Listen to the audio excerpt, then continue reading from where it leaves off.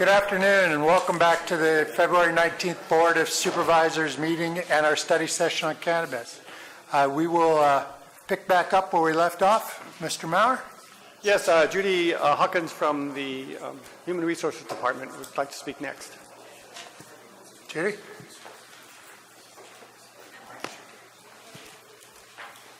Good afternoon, Chair, members of the board. Judy Hawkins, Human Resources and Risk Director. I apologize, I'm not as prepared as everybody else. I'm not on the list to speak, but I would like to bring to the board's attention that, our personnel issues is a big part of this. That, when the board gives the staff the ability to hire, it's not that easy for us, for HR, to just go out and bring in the positions. It's when you're talking about an unemployment rate that keeps bouncing between 3.9, 3.7, and then when you're talking about positions that require a degree is 1.9% and less. So talent is very difficult to find. Some positions take us 9 months to a year to be able to fill. And so being able to say we need, 3 planners, we've been looking for a planner 4 for years. So there's, it's not just that easy to go out and find staff. We have to plan for it. We have to carefully come up with a strategic plan to recruit, and then go out and try to find the proper staff. A lot of times we need specific skill sets that we do not have. We may not have those skill sets here in this county, and so we have to recruit people that either have to relocate or commute. And for those to relocate, we have challenges there. We have a lack of affordable housing. We also have a lack of employment for spouses. And those are some of the top reasons we have people that will back out once they'll accept a position and then back out. And so we do have to take in those considerations when we do look to add staff. It takes time. Thank you. Are there any questions from the board? Supervisor Mills. Thank you. Judy, Ms. Hawkins, we started the year, we had 640 roughly positions in the control list, and I believe we started the year with 106 open. What's our level right now, about 60 or 70? So we do have about 100 positions open, but not all of them are being recruited for. Okay. So we are actively recruiting for, we just had a orientation today with over 20 people in the orientation. So we have filled quite a few positions. And so the last I looked, we're actively looking, I think, for about 65 positions. So we do have some positions we're not actively recruiting for. Congratulations. That's a lot of work for staff to put that together. Oh, my staff did an excellent job today. It was one of their larger orientations. So we are, we have some very successful recruitments, but there's a lot of blood, sweat, and tears that go into it. A lot of tears. Great. Thank you. Thank you very much. Thank you. Mr. Maurer? So I believe there are 2 other people here from staff that would like to speak. Brian Moss from the Administration Office and Barbara Sullivan, the Treasurer Tax Collector. Also, Catherine Talbot from the Ag Department is here, does not have a prepared presentation, but if you have any questions for the Ag Department, she's prepared to answer those. So I'll turn it over to Brian next. Thank you. And let me remind everybody, questions are what worked, what didn't work, and what suggestions do you have regarding cannabis? Brian, you got the ball. Good afternoon, Brian Moss, Administrative Office, Integrated Waste. There was a statement made before the break about the cost of integrated waste in cannabis. Beginning in October 25th of 16 all the way through November 1st of 18, including overtime, my staff costs came to just in excess of $16,000. So I just wanted to specify that for the record. Brian, what does that include?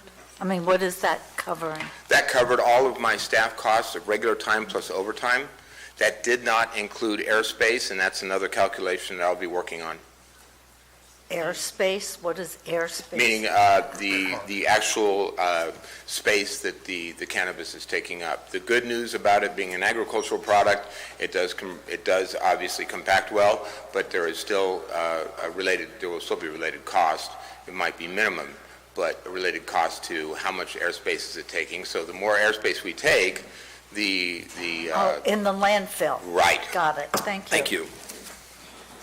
Supervisor Mills. Thank you. I'd asked for that information, I believe, about a month ago, and very interested to know just how much that has contributed to the landfill and the cost of that area that's been used, because we need to think about that in the longer term, too, as we have additional eradications that are going to come down the pike. So all of those numbers need to be part of this discussion. Correct, and it's also critical for us in the bigger picture, in the broader scope, as we move towards closing Phase 2B and opening Phase 3 of Rock Creek. Thank you. Further questions? Seeing none, thank you very much, Brian. you. Supervisor Stopper, did you have a question? I'm sorry. Can you repeat that number once again? Absolutely. With regular time plus overtime of staff and bringing cannabis and dealing with it, my cost is just in excess of $16,000. Okay. Thank you. Thank you. Thank you very much. Madam Treasurer Tax Collector? Notice I didn't just call you tax collector this time. In this I'm situation, learning. maybe. Good afternoon, Barbara Sullivan, Treasurer Tax Collector. Basically, I'm the last one almost on the, Fire's after you. yeah. So by what happened before, really a lot didn't work. Like I said, most of us did. We did work together on a lot of this, which was awesome as it happened. I didn't get my window security. That's a very big plus. Thank you. The additional staffing I needed at the time worked out because I had an unsecured position open. So I knew if I couldn't work that position into just being cannabis or something happened, we could use her. It worked because this is a type of an unsecured tax anyway. So that worked. I still have my employee still doing the position. Record keeping was interesting because we weren't sure where that was going to go when we first started all this. If we knew 500 to 900 were going to come forward, we took care of 576 is what it was at the time. When it gets to me, those are the ones that are already approved, going through the process, that type of thing. Then some could fall off and some could go forward. So I wasn't sure on what information you needed as far as statistics or anything. We did collect 80% on most of the cannabis tax. Being that the applicants were all handled manually, that would have to change if it was anything between 25 and 50, around that over, but it would have to have a software program to actually track this, because we need to do it correctly, and for outstanding debt, for auditing purposes, even with dispensaries on the Measure C tax. I have 3 dispensaries and only 2 are paying at this moment. So we don't have a lot in place as far as appeals or going after people, because everything stopped anyway on cannabis, so we kind of stopped too.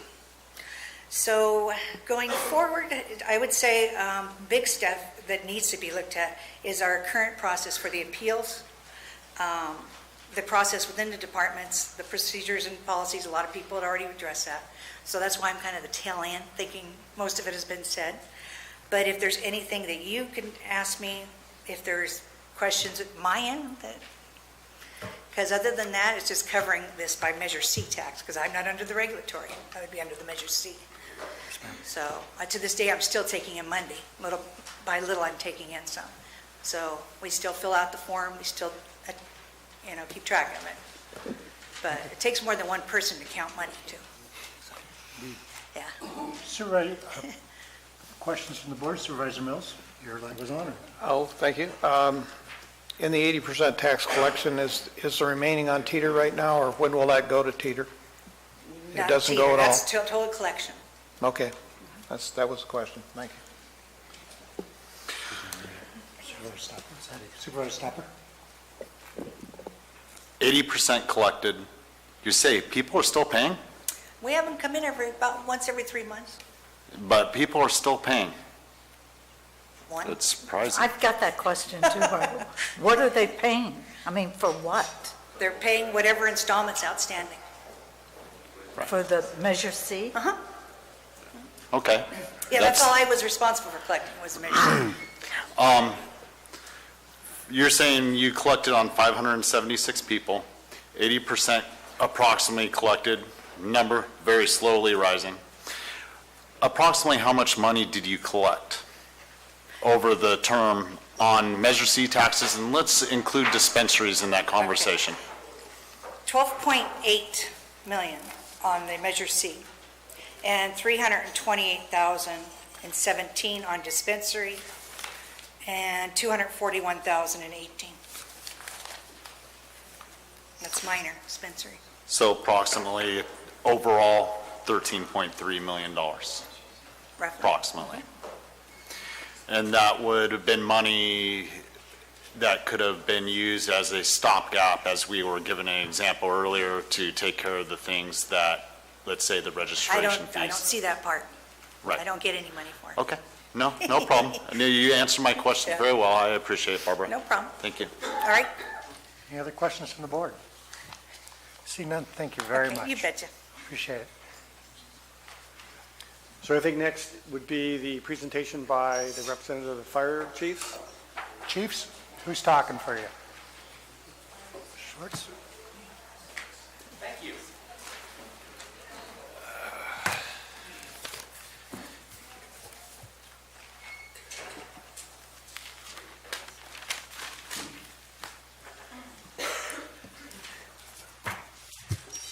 My name is Joel Schwartz, and I'm speaking for the Calaveras County Fire Chiefs Association.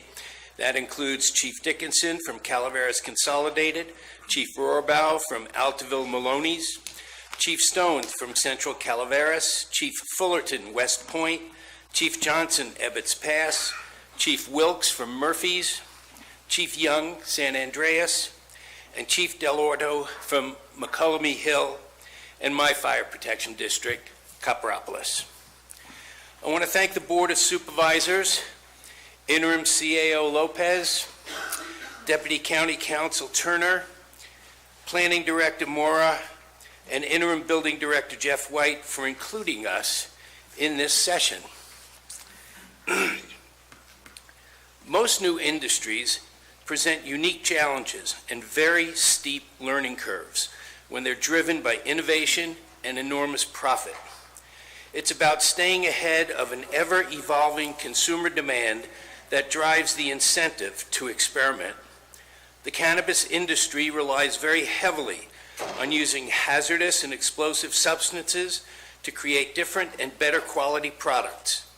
The problems in this industry and in Calaveras County are amplified by the proliferation of illegal grows that disregard any regulations and safety standards.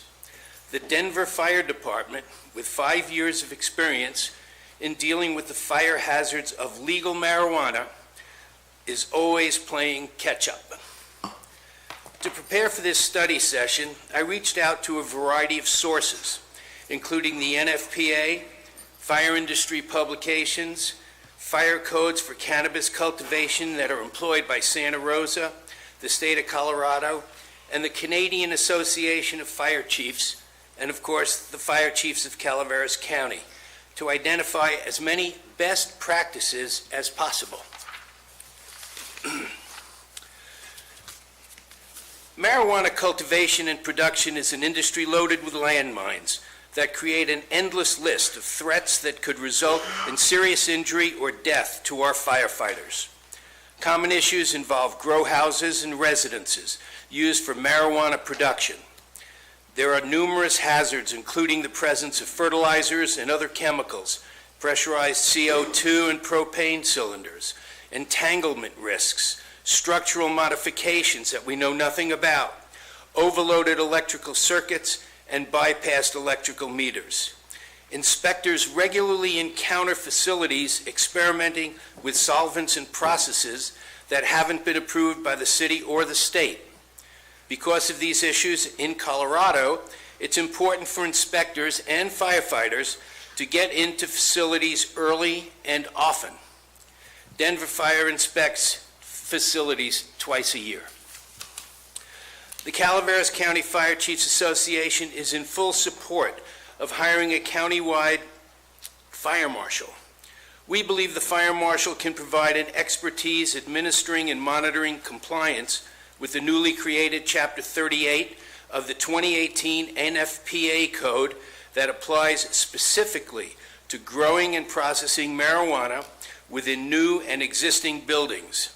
This NFPA section was designed specifically to help authorities navigate some of the more challenging aspects of the industry, including but not limited to explosion conditions, fumigation, automatic sprinkler systems, automatic emergency power systems, hazardous materials, exhaust fumes, carbon dioxide emissions, flammable and combustible liquid extraction systems, inspection, education, and training. How do we pay for ongoing compliance? That's the key. Ongoing compliance, monitoring, education, training, and protection of our firefighters. In June 2018, 67% of the Monterey County voters voted yes to an annual marijuana tax on commercial cannabis businesses to fund impacts upon fire prevention services, responses to fires, hazardous material, and other emergencies. Their tax was 18 cents a square foot to the cannabis cultivation, 10 cents a square foot on nurseries, $1 a square foot on manufacturing and retailers, which is where the big money is. All adjusted annually by the CPI. The current standards we use for determining necessary fire flow are contained in the NFPA Code 1142 titled Water Supplies for Suburban and Rural Firefighting. We currently have an in-lieu water fee in effect from 1995. It does not include commercial or agriculture, only residential units that are not served by fire hydrants. The Calaveras County Fire Chiefs Association has been working for the past year with Bonnie Rich, the CAO's office, and are in the process of getting an RFP for a nexus study so we can update this outdated resolution. Each of our 9 fire departments has a water tender because of the 1995 in-lieu fee, but those water tenders are aging and require maintenance, major repairs, and in some cases, total replacement. Our experience has been that when we respond to a grow house fire, if no lives are in jeopardy due to the unknown dangers and intensity of the fire, we typically employ a defensive posture, and we focus on containment and preventing the fire from spreading.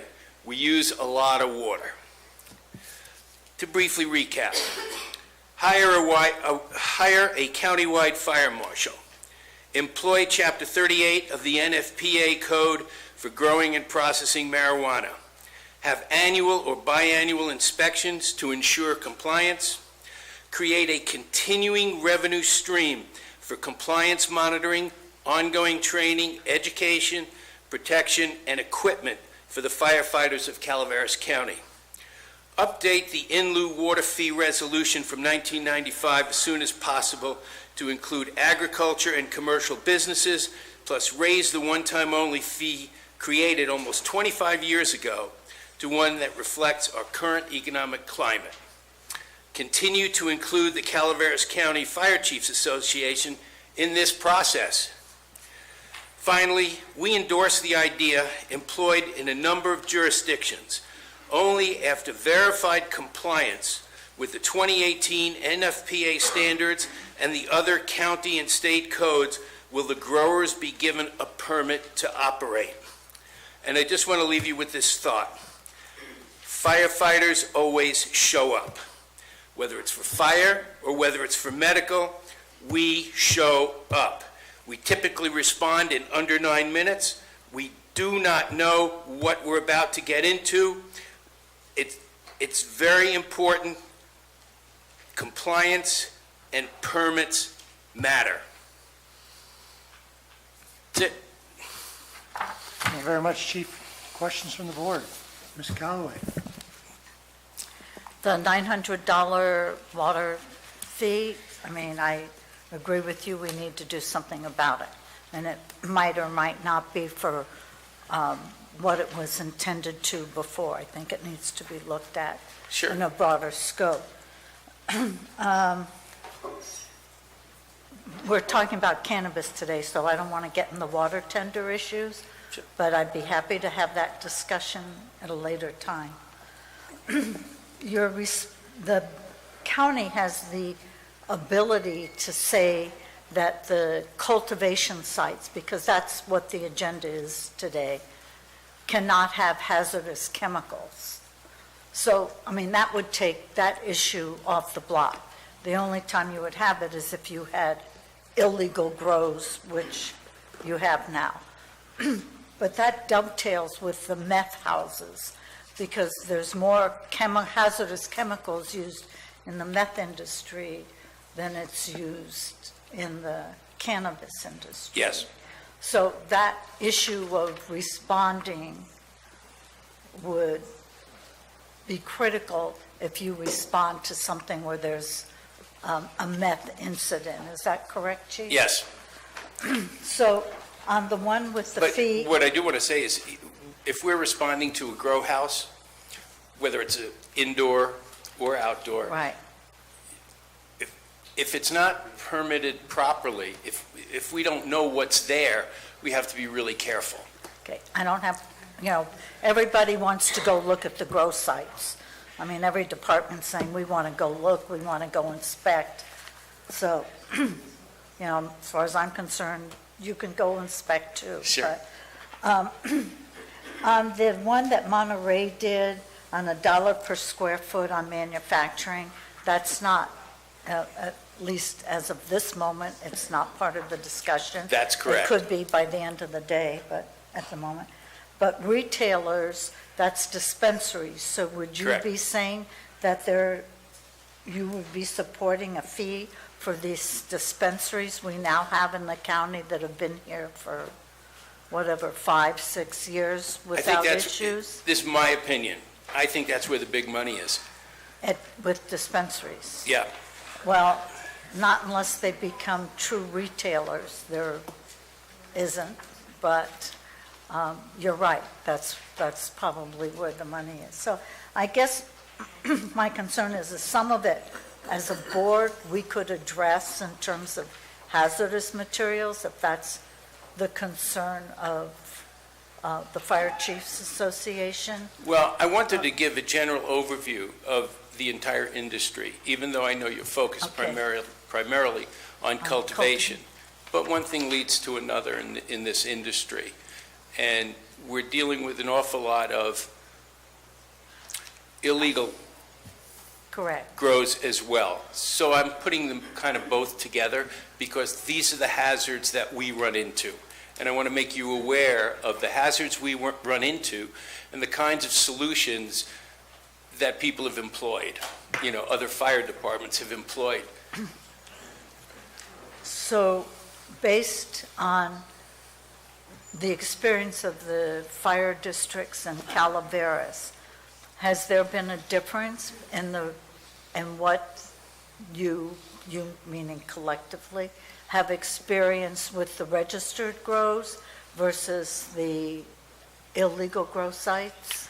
I'm going to have to call on my colleagues here to help me with that answer. Oh, okay, Okay. that's, Can I do that? If I could just add on to her question. Sure. When you answer that, how many fires started at legal grows? In Copperopolis, I can't think of one. I can answer the question. I can answer the question, sir. Well, I would like to hear from the chiefs. When we go to a fire, we can tell the difference if it's a marijuana grow because there's these plants that look this way.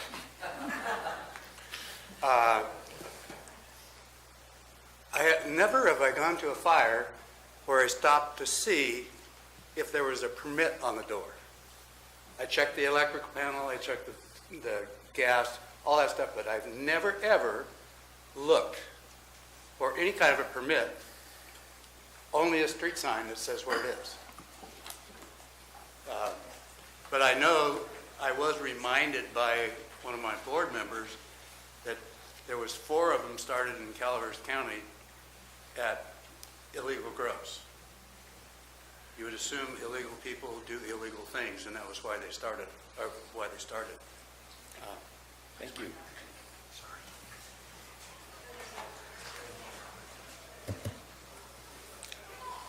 Hi, my name is Rich Dickinson. I'm with the Calaveras Consolidated Fire District. And when it comes to legal, or if it comes to a registered grow, it was a short window period. I will tell you this, down in the Valley Springs area, we were approached on one grow.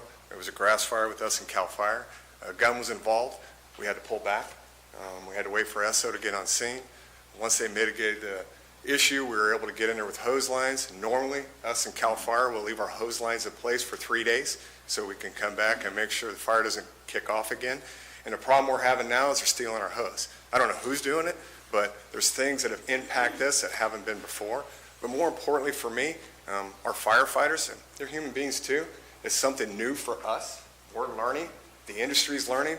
NFPA, which is the National Fire Protection Association, just adopted and put this Chapter 38 in, and it's nationwide because we don't know what we don't know. So we're all learning. But the grows are going to continue to get better. I'm not an advocate either way. My job is when you call 911, we come and we take care of the problem. But it is an impact on us, and all I'm asking for with the rest of the chiefs is just to give us an ear, give us an opportunity to help whichever way we go so we can get better, because we really don't know. If it ended up being where there was going to be 700 grows, I could tell you that the illegal they're going to come in with, I know we had on 26 an issue where a sheriff was involved with a high-speed pursuit. That dealt with probably the illegal grow that was up in the Murphys area. There's some other things that are going on, and we know that people are coming out of California, from out of California to here, that are complicating the problem. So at the end of the day, I'm just saying for the fire chiefs, we don't know what we don't know, but we do want to make sure that we get all the ordinances in place. I have an ordinance sitting with you right now with county council. It's pending. I'm hoping I get that through. But without ordinances, without regulations, without giving me the teeth to be able to do what I need to do, it puts a huge crutch on me. So I think that's where we're at right now. Supervisor Mills. You had a Thank you. question. Well, to that, We have one more. Chief Stone. Jeff Stone, the fire chief for Central Calaveras Fire, which is Mountain Ranch, Railroad Flat, and Glencoe areas. Ms. Supervisor Callaway, you asked if there was a difference between how we respond. We have a pre-fire plan for every business in our community, and we don't have a ton of them. At least, legal current businesses. We have Sender's Market up in Mountain Ranch, a couple small stores in Railroad Flat. But when we respond to one of those places where we have a pre-fire plan, we have just that. We have a plan. We know what to expect. We have contacts to gain additional information. And so that is why, versus when we respond to any other incident, we don't have any of that information. And so we think it's critical that if these are going to be legitimate businesses, that they fall under some regulatory scheme. So that we can gather this information and have a plan going in to address whatever the issue might be. So I think that was the specific, is there a difference? Yeah, she's not. The other thing, though, go ahead. sorry, is last year we had a record number of calls. We had 466 calls for our fire district. We typically run about 350. I think it's important to note that this is occurring despite the fact that I know our population has declined.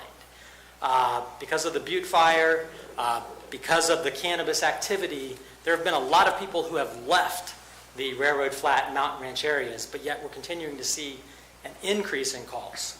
So that's what I think the impacts are.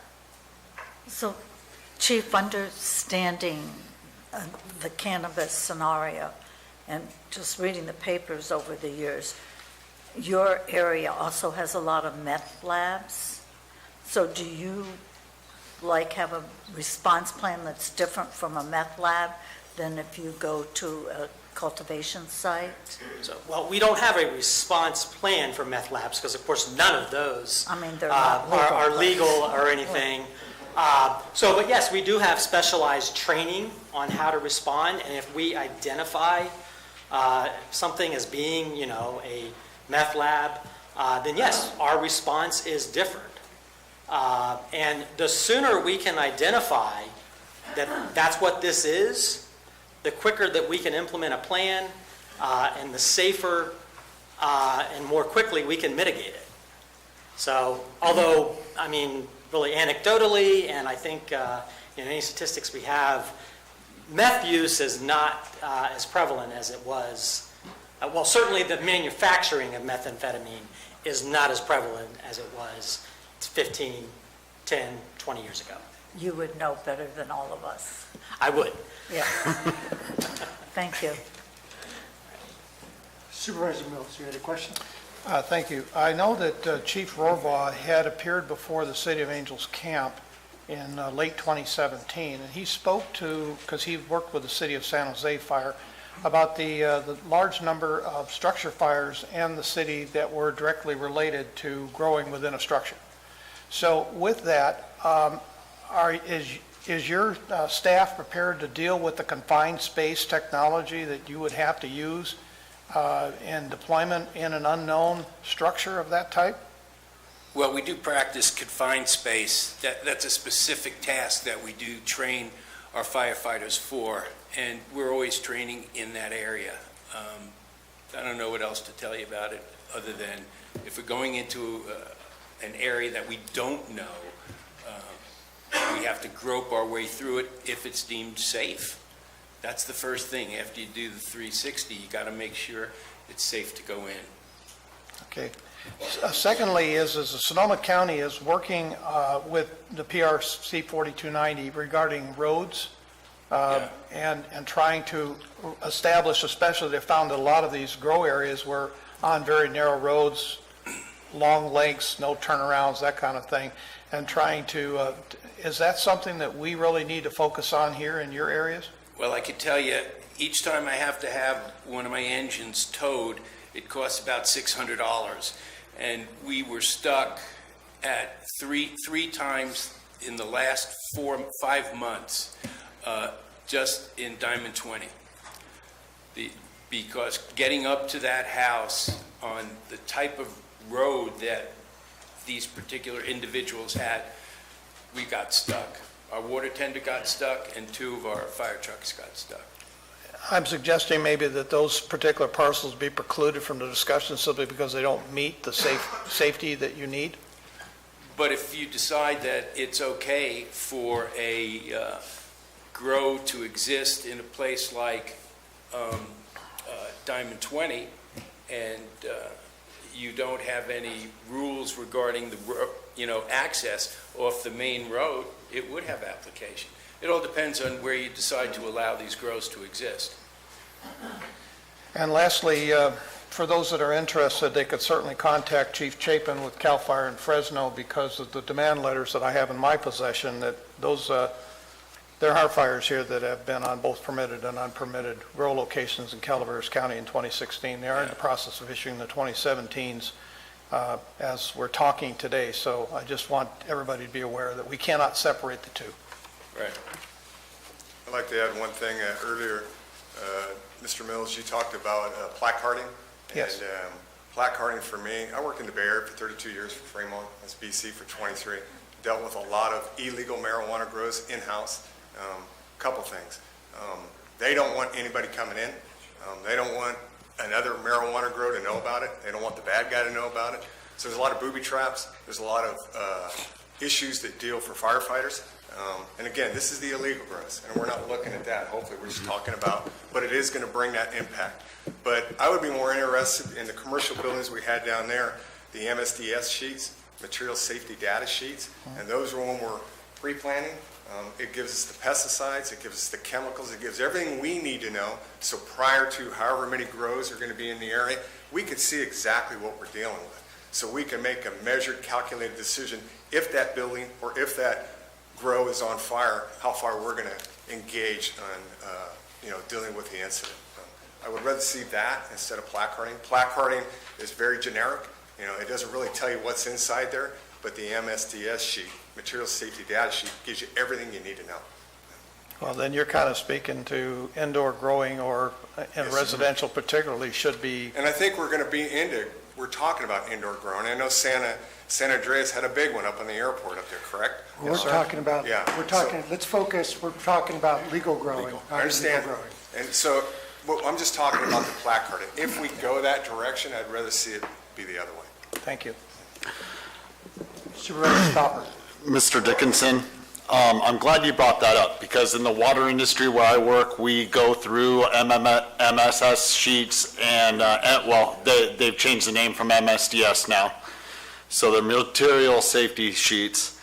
And we have all that information there, but we also do placarding at the same time. And I think any legal grower would be more than willing to do such, because look, I heard a response time of 7 to 9 minutes. You don't have time to call environmental health or whoever's holding those sheets. So when you walk into a situation and you're not talking to anybody, you want something up there, so then you're going to be like, oh, we need to pull this material safety sheet on this, because that's what's in this building. So that's the first step to being aware when you walk in there. And I definitely care about our firefighters and first responders, because they need more support throughout this county, and we want to keep them as healthy as possible, because the few we have, we need to keep out on the streets working with everybody. And I did want to address also the issue that we are talking apples and oranges here. We keep bringing up illegal grows. We're talking about legal grows today. If we put through this plan that you're talking about in the future, only the legal actors are going to be the ones held to it. The illegal ones are going to still be doing they're going to put up a MSS sheet for it, because they're like, I'm not drawing attention to myself, like your example from San Jose or wherever you worked in the past. Roads, access. This is an issue throughout the county. It doesn't matter what business, home, everything else. So if you're going to decide to start holding one industry to a certain level, you need to hold everyone to the same level. Hey. Happy hands. I completely support your idea personally. I think it's brilliant. I think that more people should be proactive in coming forward with any new industry and applying what makes it safety or not safety, and so on. I don't need to get too in-depth in it, but I want to thank you gentlemen for your presentation today, because I definitely would be a person that would consider what you proposed. If we were to move forward with something in the future, this should definitely be part of it. Thank you. Thank you very much. Thanks. Thank you all for attending. Peter, you want to wrap, and then we'll go to public comment? Well, that concludes the department heads' staff presentations. I think at this point, the next step is decide what direction you want to go. But I think it's appropriate to open up public comment now. I would hope that the commenters sort of focus on the decision that's before you right now, which is, do we reverse the ban and work on a regulatory program, or do we keep the ban in place and nobody go home? So I would say open up for a public hearing would be my recommendation. Thank you very much. Can you raise your hand if you intend to speak at this public comment? Okay, I do have the discretion to limit people's 3 minutes, but I'm not going to. But here's what I'm expecting from the public. I want everybody to be polite. If you don't agree with someone, just hold your tongue. If you do, you're welcome to do happy hands, and that includes the people out in the hallway. And I want to be here and cheering from outside. If you could say something in 1 minute and not 3 minutes, it's appreciated. If you're agreeing with someone who's right ahead of you, instead of saying the same thing over and over, if you want to stand up there with them and say, I agree with what Manuel says, that's appreciated too. We need to move through today, but I want to make sure everybody has their right to talk. So, does everybody agree? Everybody's nodding? All right. Let's go. Sir, you are number one. My name is Ron Huckabee from Valley Springs. Sheriff DeBasilio, last time I attended a meeting here, said you cannot separate the illegal grows from the legal grows. If you have legal grows, you are going to have illegal grows. The sheriff today said the same thing. So to try and separate those and what our firefighters are going to be dealing with is erroneous. That's number one. We were sold a bill of goods about the revenue the last time. We needed the money. We wanted the money. We found out from our controller that it didn't cover any of the costs that we have incurred, and we're still cleaning up areas. We need to stop using the terms fast track and urgent. This needs to be done deliberately, slowly. You hold the future generations of Calaveras County in your hands right now. It sounds like you've already made up your mind, the majority of you. I've heard slips from the Board of Supervisors about when instead of if. We need to look at SB 13-28 through Department of Public Safety to Colorado. If you haven't gone to that site and looked at it, 147 pages in this Department of Public Safety in Colorado that's talking about the impacts on the counties and the communities from their marijuana laws. Everything is negative. I don't know why you would want to pass a law after what you've heard up here today. Why would you want to pass an ordinance when what we've heard from all of these people has been somewhat negative, at least negative to me, that it's not something that we want to go into? There's a deforestation problem in this area. This whole county is a watershed. And those people that you're talking about, legal grows and placards, they're going to have in the back of their truck, if it's going to increase their crop, a chemical that's going to help them, whether they're legal or illegal. And you're going to come and look at a little placard and walk in a little room and you're going to see all these chemicals, when in the back of their truck they got chemicals that they're going to be putting into our watershed. You need to protect this county, and it's in your hands. And if you have not gone and looked at that study from the Department of Public Safety in Colorado, you need to. I know Mr. Tofinelli has. I'm pretty sure that Mr. Mills has. I don't know about the rest of you, but you need to do it before you ever vote on this.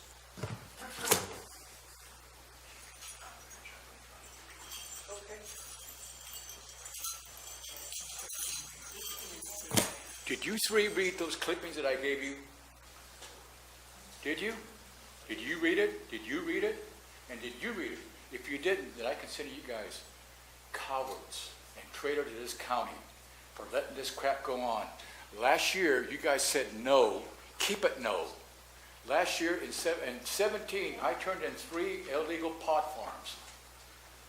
One was by illegal wetbacks. The other ones were a bunch of bums. Excuse me, sir. Sir, I will not tolerate that type of language. You will not use that again, or your time will be expired.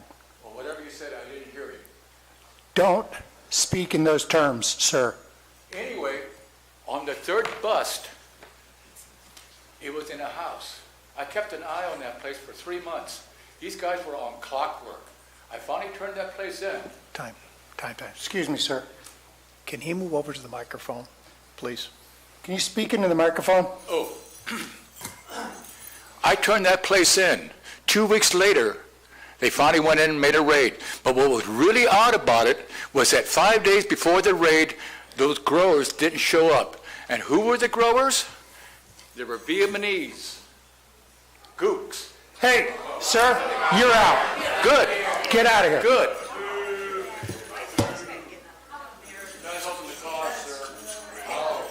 Hey, you're out of here. Officer, make sure he leaves.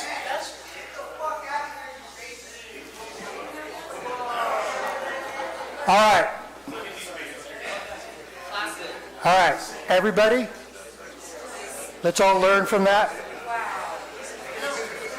Take a deep breath and let's move forward. Shh. We're going to try to get back on track. I can do a little better than that. I think Calaveras, there's good, bad, and ugly in all industries, doesn't matter what it is. I'm one of those families that moved to Rancho Calaveras because I needed to grow enough pot for my son. Okay, I wasn't a long-time pot grower. I did it because they're going to cut my son's brain in half. Nobody here has talked about the medical side. Nobody here has talked about the patients that got screwed during the ban, and we are one of them. My son's 90% seizure-free because of cannabis, and I don't want to lose that. Because of this ban, we've had to try to borrow and find the kind that works for him, and it's been a horrible nightmare. My other son started having seizures in 2017, so now I have 2 boys with seizures. Okay, and now he is on pharmaceuticals and can't take CBD because we weren't able to grow enough. Pushing it inside, there's no way that we can grow inside, nor do I know how. The equipment, my electric bill is $700 a month now. If I was to add to that to grow his medicine, it would be totally astronomical. So the patients need to be protected. It's not just the commercial people. What about the patients? God forbid I had cancer, and what was I supposed to go do? Can I grow my own medicine? That needs to happen. The patients need to be protected the most. It's hard taking care of a special needs child, but having to worry about his medicine too makes it 10 times harder. That's all I ask. Thanks.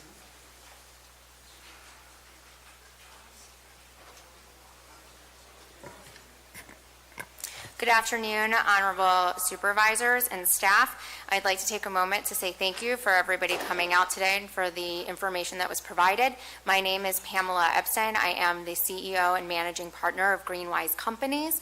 We are a cannabis law firm and consulting company. I represent not only operators, but I have served specifically as the city attorney for the city of Hollister, helping them through their regulatory process. I have also provided sample ordinances and helped with the city of Culver City as well as the city of Hesperia, all of those cities currently regulating, all of them having bans on the books beforehand. I think it's important that when we're addressing some of these issues, we've heard that property owners should be owners. That is inequitable for several reasons. Some people don't have the wherewithal or the economics to afford owning a property. There are ways, though, that you can make a property owner responsible.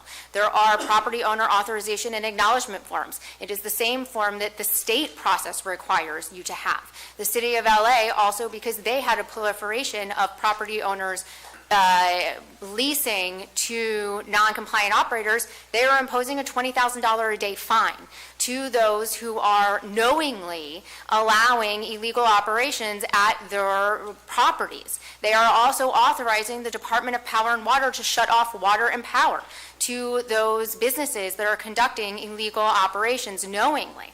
I think it's important when we address the environment. I used to work for the Sierra Club. I ran the first environmental law and policy clinic outside of San Diego. I am very particularly sensitive to environmental issues and environmental degradation that come from illegal operations. And I think it's important to note that those are illegal operations, and those are currently existing, and in a vacuum devoid of regulation, they proliferate. And so when you have a process by which you can include fines, indemnification agreements, environmental benefits plans, things that ensure that there are cleanup, that if you were a prior operator and your site is not remediated, that you must remediate before getting a license. I think it's important that we bring on the process as quickly and efficiently as possible. Deliberate is important, but deliberate and slow doesn't help anybody. I would appreciate the opportunity to continue to coordinate with the county in any way that you would see fit, providing any additional information that may be necessary. I work with a security company that has provided security plans for outdoor grows in Colorado. Here in California, he is a retired police officer and works with several different jurisdictions, as well as a retired fire chief who can come in and assist with security and safety plans. It would be my absolute pleasure to do so, and I want to ensure that every legal operator wants to be as legal as possible, and therefore they need the regulations in which to do that. Thank you.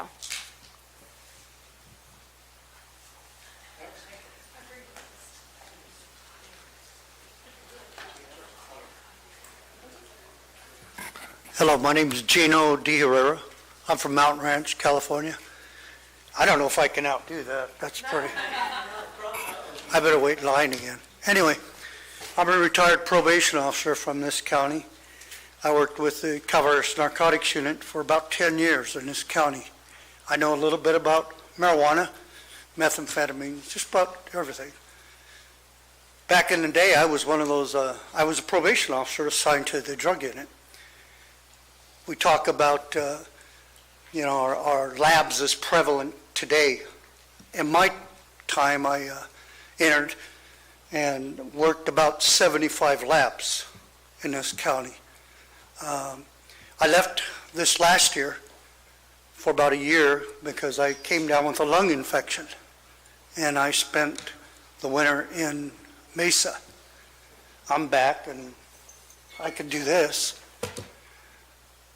I think that, I was happy about the ban because the marijuana grows came everywhere around my residence while I was ill. So I had to give up my cattle, my sheep, my boys took them, and we took off in our motorhome.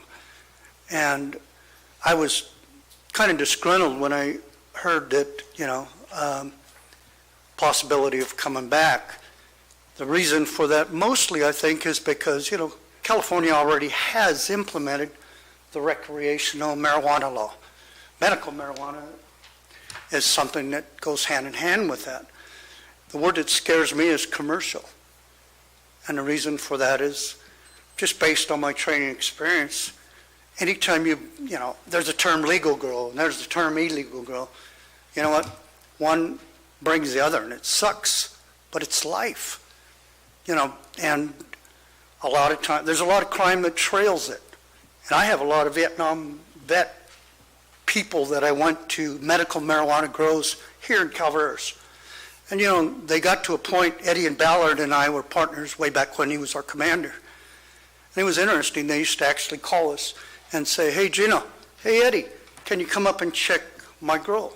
Make sure my little recommendations posted. Am I fenced right? What should I do with the extra marijuana? We tell them, we'll destroy it for you. Don't sell it. Don't give it away. It's all the same thing. We had a really good organization with them.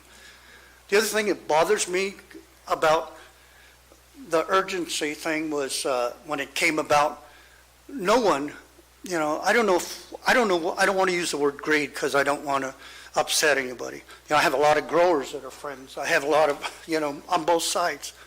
But what bothered me is nobody worked with the kids. Okay, thank you.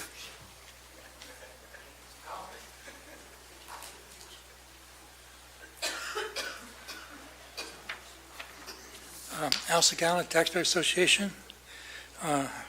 Boy, a lot of work gone into this. If I've learned anything this morning, it seems like the county really shouldn't be in the regulation business. Look at all the problems, even though some of them are solved.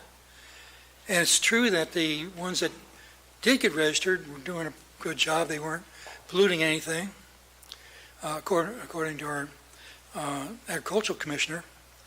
But we have stronger regulations from the state right now. And it seems, why reinvent the wheel? Why not allow the state regulations to take care of the regulation problem? And then we could focus on land use, zoning, things like that. And the question I have, sometimes the state enforces its own regulations. If it does that with the marijuana regulations, then we don't have to worry about our budget. Of course, we pay state taxes. So if that's a simple solution, why don't we explore that? Prior to this meeting, a few days ago, I sent an email to a list of supporters and friends of our Taxpayer Association. I wanted to do a poll, and the three questions were: continue the ban, establish local commercial cannabis regulations, which is what you're considering now, and allow state regulations to address the issue. That third one won the poll. It seemed to make more sense. We do have some people that want to continue the ban, and some people that want to do a combination ban and regulation of medical marijuana. But back to my main point, why not let the state regulate it and be done with it? Thank you.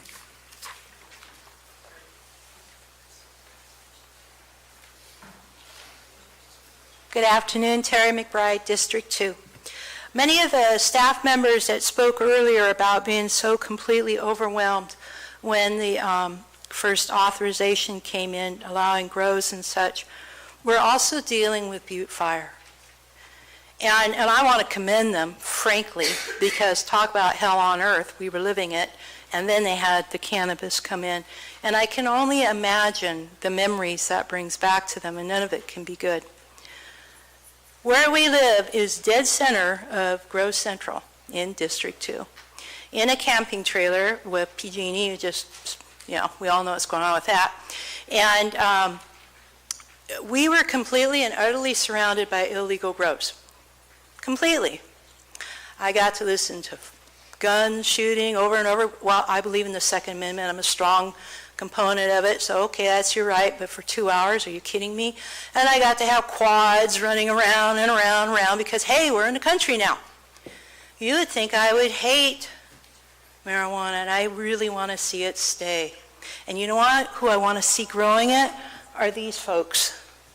These folks here and the ones in the back. These are good people, and they've been thrown into the same cage as the illegal ones. The illegal don't care about our county, don't care about their neighbors, and they sure as hell don't care about the laws. These folks are bending over backwards and saying, please tax us, please give us regulation, we will do whatever you want us to do. And the illegal grows have been here since I was a kid. I won't tell you how old I am, but I was a kid, and they're going to be here. And do you know what? I've had illegal grows that were busted, and some recently, so when all these folks were good enough and they packed their bags and sat there and said, please let some common sense come back to Calaveras County, those other folks were still growing, and they were using the illegal stuff. They're growing medicinal marijuana. It's organic, for God's sakes. They can't put pesticides and that sort of stuff on it. It'll kill people. It has to be organic. So if it's going to be medical that we're aiming at here, then it's organic. And as far as putting up the signs and all that, I'm not one person I'm sitting next to is saying, oh gosh, I don't want to do that. They're like, okay, work with them. Thank you.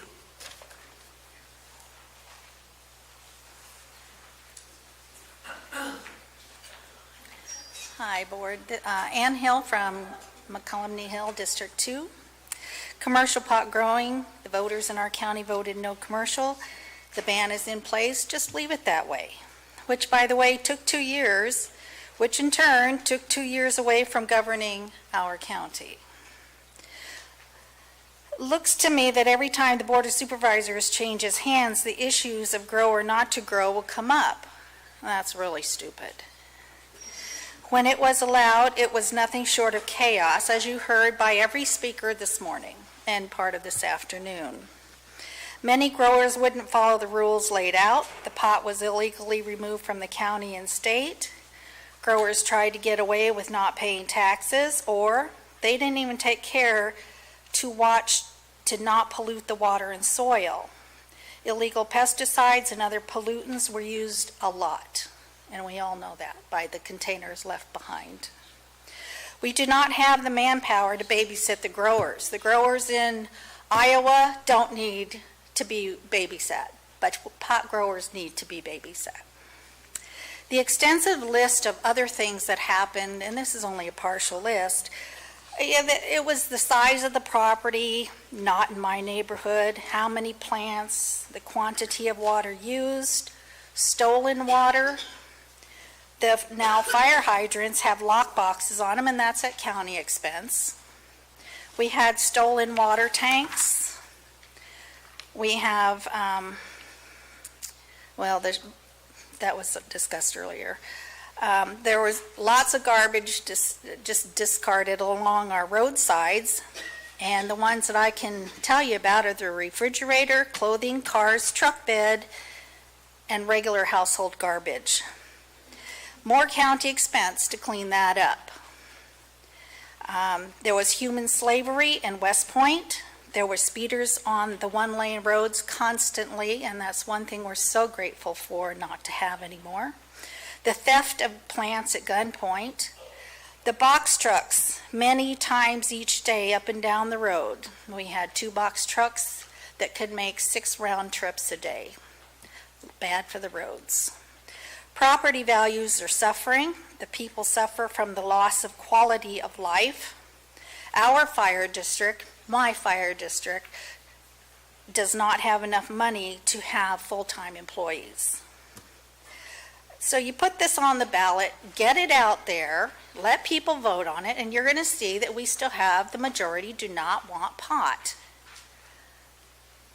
There are many important issues that need to be addressed, and this isn't one of them. It needs to go away, and let's address other important things. Thank you.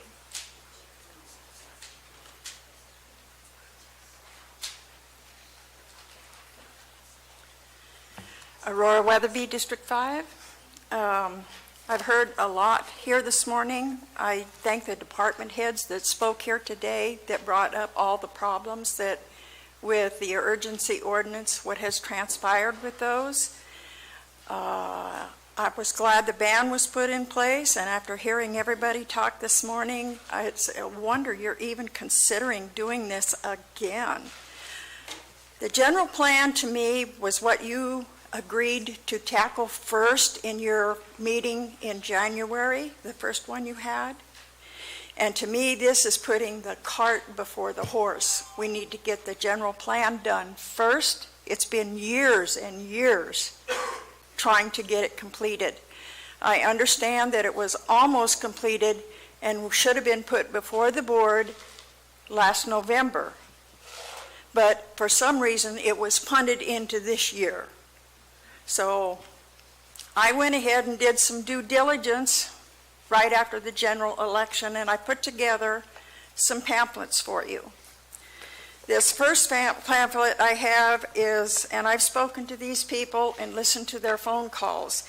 It's from the Americans Against Legalizing Marijuana, and it's called Marijuana Man-Made Disaster. This pamphlet highlight area in red are the concerns that they have, both front and back, and address many issues related to marijuana, illegal or legal. The reference points from which they took their information are all at the bottom of the page in order, in numbered orders.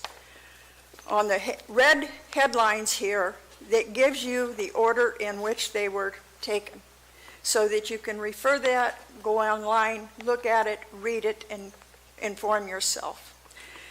One of the things I found very interesting in this pamphlet was that silent poison appears in their reference in here.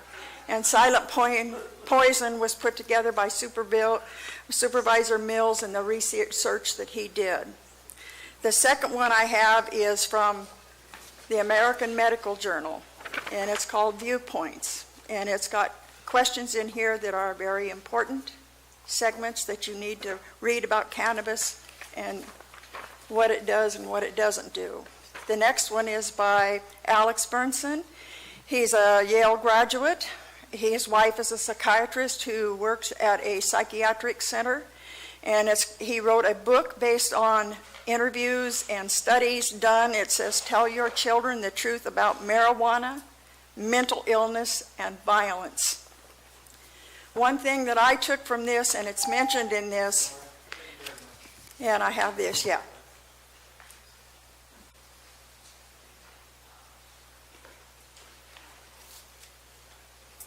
Good afternoon, Vicki Reinke, District 4. I too want to thank the staff for their presentation today.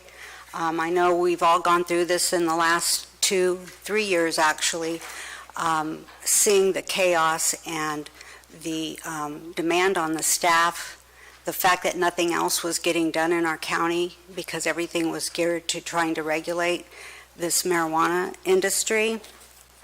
So I do want to thank all of you for coming and doing this to the board and to the public. This is our opportunity too. But we also need to take into consideration the impact on the citizens that made Calaveras County their home. I know we talked a lot about the staff and all of that, and I agree with what was said and how horrible it was for our county. But there's also the other side of it as well, and that's the citizens who live here. the citizens who voted you in.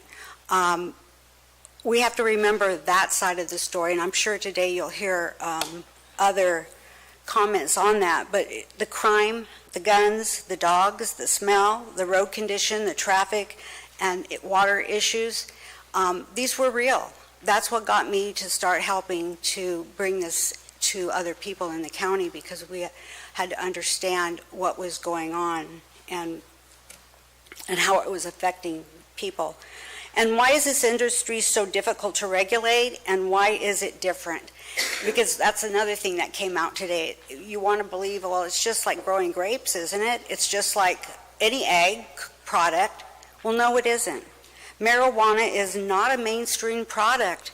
Look around, listen to all the other counties and cities in the state of California that have banned it or have not allowed any dispensaries. This is not mainstream. And marijuana is not growing grapes and tomatoes. Marijuana is a drug. I grew up in the 60s. I knew about marijuana. It was a drug then, and it's a drug now. I taught my kids that it was a drug, and they're wanting to teach their children the same thing. They don't want to see this become mainstream and just something that everybody gets to have. The industry is full of illegal operations. If you read the report out of the LA Times talking about the marijuana in the state of California, very few people registered their grows.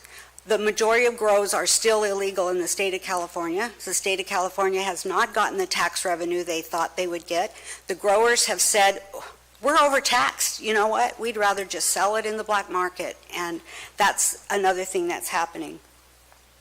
So what makes you think that this time it's going to be different than the last order? Once you open it up, they all come.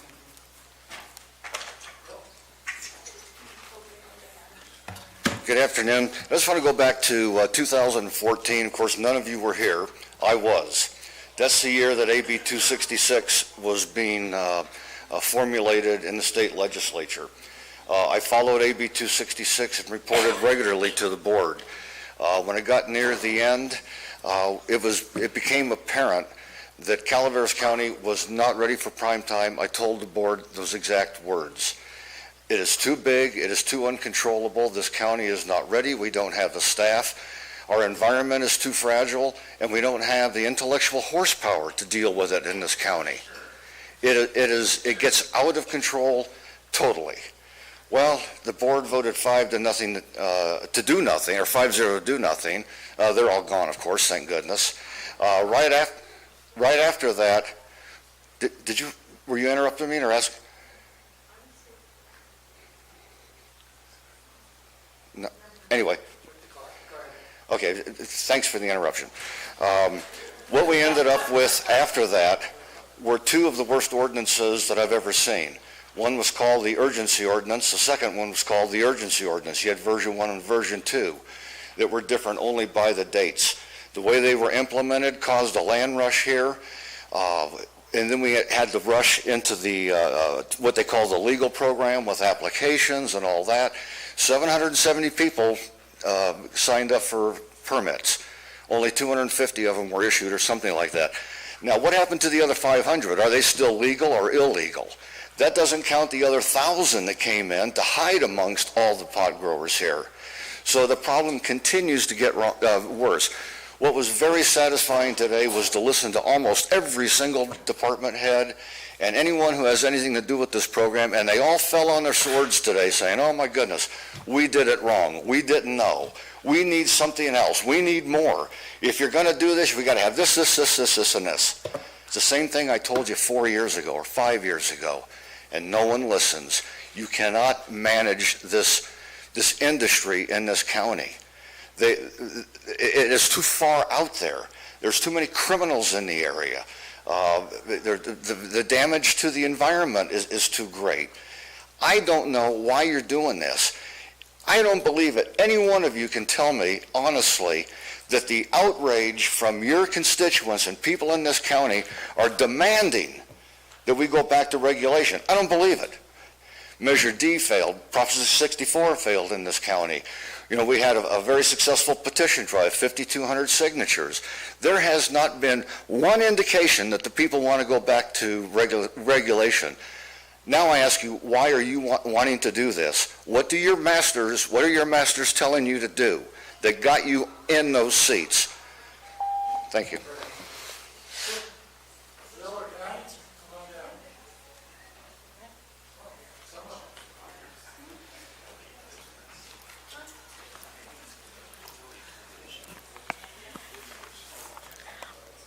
One of the big concerns that I have is that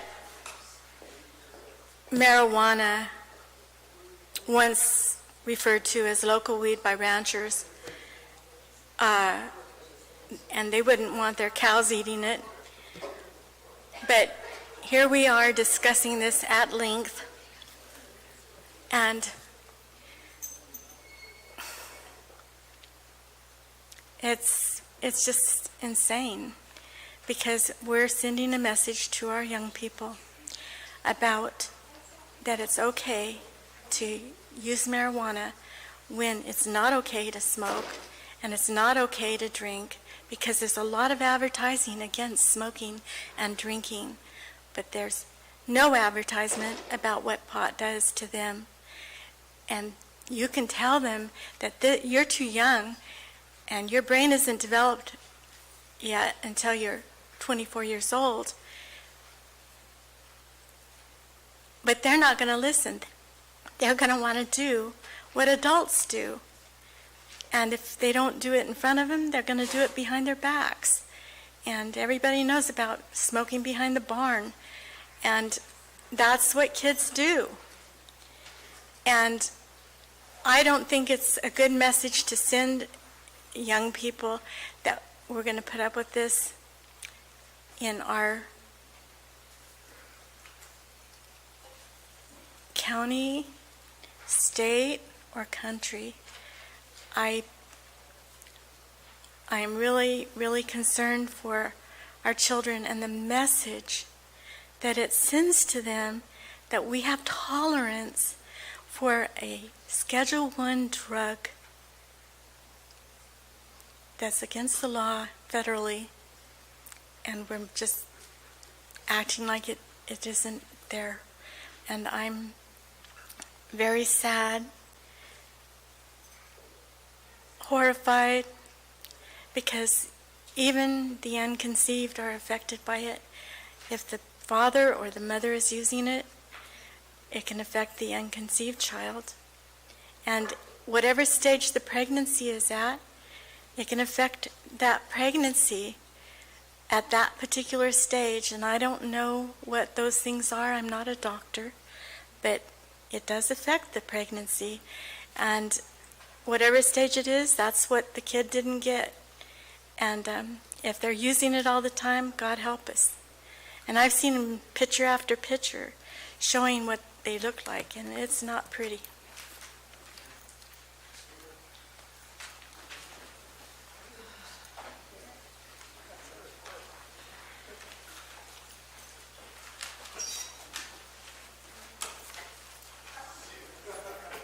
I was late getting here because there's a burn tree across my driveway. I got burned out 3 years ago. It was horrible. But the worst thing was the permits that were issued afterwards. You want to keep the language civil? To me, it was an obscenity to do that to people. I missed the part illegal, legal grows. There's been 3 fires near me. I've been burned out once. I don't want to be burned out again. Seems like there was a statistic from a few years ago of the 30 legal permitted grows that were re-inspected, only 8 were in compliance. What is my background? I lived in Berkeley during the 60s. I'm not against marijuana use if it's done well, or even the cultivation. But even people who have a tolerant attitude are against it. I'll have a blow-up, I'll bring it in next time, of a pit bull that was completely mauled because within 3 miles of me, there was a dog fighting ring. Bad element, it brings in a bad element. Not all people that grow, I think some of them should grow. The people that are part of the community, I think they should be allowed to grow. I have some ideas about regulation. 3 inspections of a year, do soil samples, test the water, go into every single outbuilding. I don't believe that the majority of the growers are in compliance. I think they're going to bring in more plants. I think they're going to use pesticides and herbicides. It's not right. I think this man said, why did you do this to people who were suffering? I'm still dealing with the Butte fire.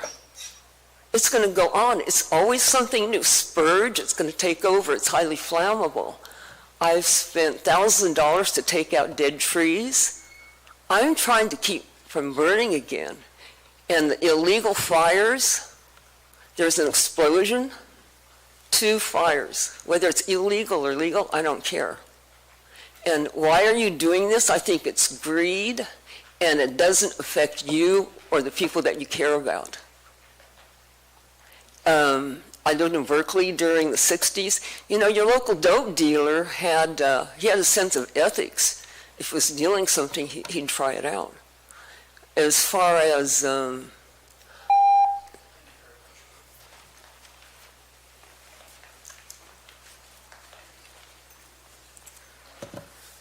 Will Moore in District 5. I'm neither a producer nor consumer of marijuana, although I have tried it, but I didn't inhale. I agree with the concept of regulating this product rather than banning it. I mean, as everybody knows, the county's full of grows, whether it's legal or not.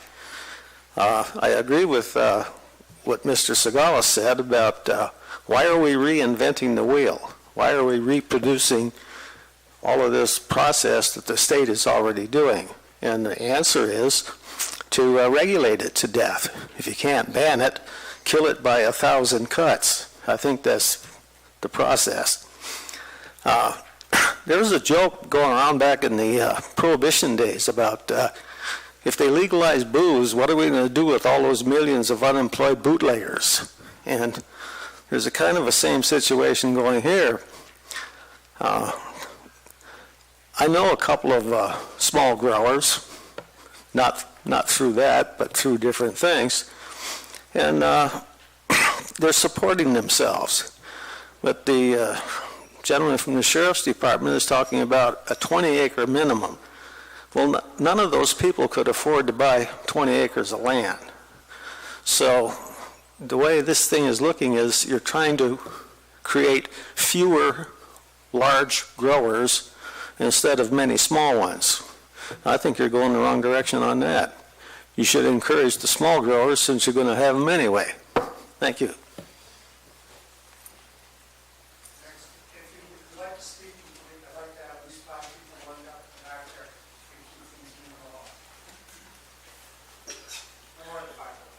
Hi, my name is Pam Woodford. I'm in District 4. This is the first time I have been here. I decided to come to see what the meeting was about and to hear both sides. And I would like to hear sometime from the board the question that the man in the plaid shirt asked, that if the majority of people in the Calaveras County are for banning marijuana and don't want it here, why are some of the supervisors wanting it? Why are we doing this again? It sounds like every department of the government here, from public works to fire to police, we are not equipped in this county to handle this big of a issue. Let someone else do it that has the facilities, has the people. We have trouble getting people to work here because we can't find enough people. We can't find the employed. We're having trouble now just running our government here in the county, let alone adding something to it. How in the world are we going to do this with no money? How are we going to do it with no people? I think if the marijuana wants to go, they need to go someplace where it's a better way for them, a better place where they're wanted, not in a county where people don't want them, and let them do the cultivation, but not in Calaveras County. This is not what we're about. We don't have the money here. There's so many more important things. As far as the general plan, what about all the planned unit development that we had around here? All that tax money would go to Calaveras County, to our restaurants, our retail stores, everything. I think we're getting sidetracked here with the marijuana issue, and we need to get back to where the county is. Thank you.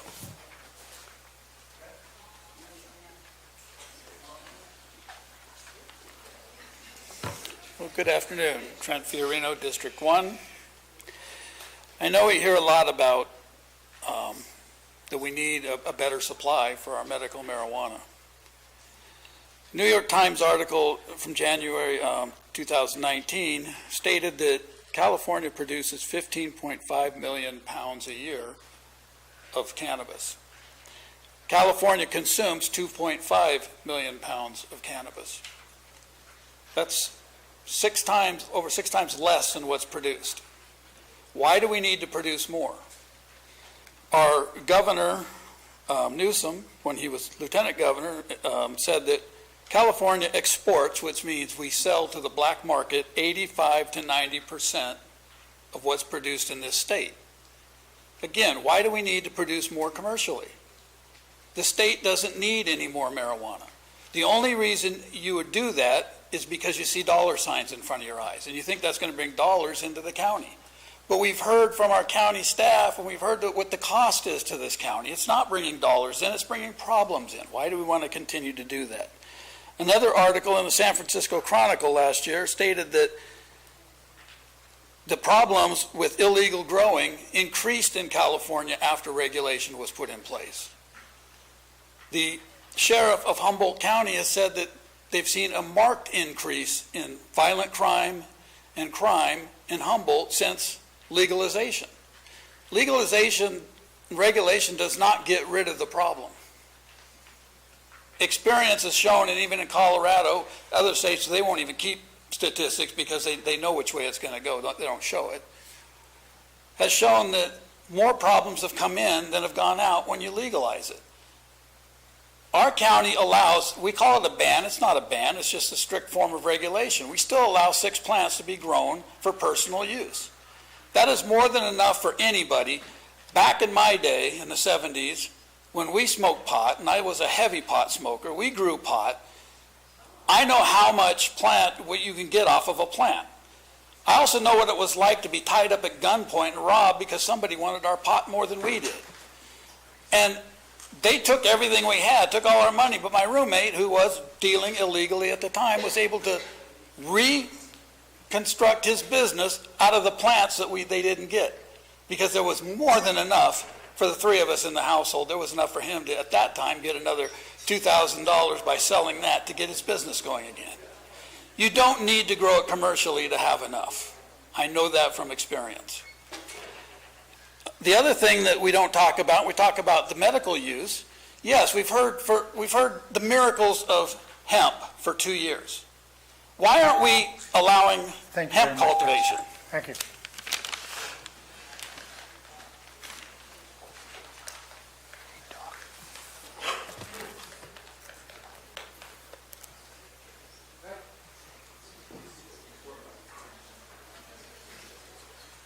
Good afternoon, Board of Supervisors. My name is Bob Reeve. I live in Valley Springs, and I am very impressed with the presentations that have been made today. It's been very educational.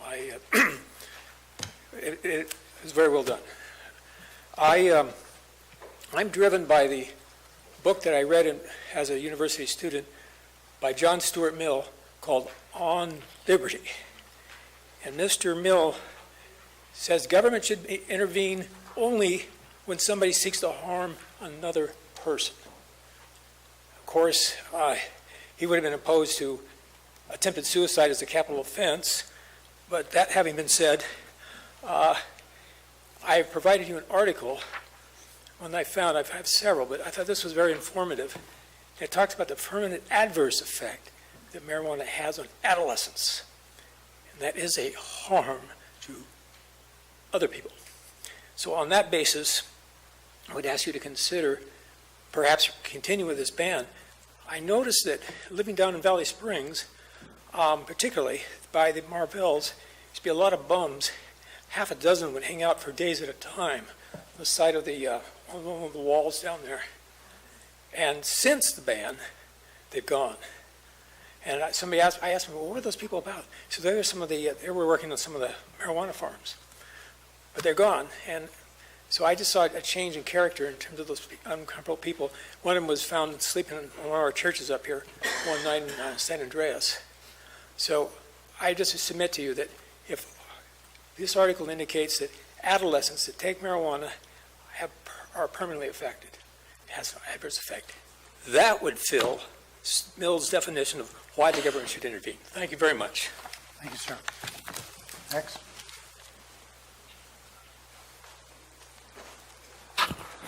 Good afternoon. My name is Scott Frazier. I've been a property owner here since 2002, and I am an attorney that focuses on sports, entertainment, and real estate matters. Currently in that position, I am operating as the chief drafter for a cannabis advertising policy for 2 major motorsports. I'm bringing this part of my life to your attention because I am fully aware of how cannabis has evolved into mainstream business. To not be able to do contemporary business in Calaveras County is an economic disservice which stagnates growth and deprives the public here of the ability to operate in the same revenue exchange as the rest of the state.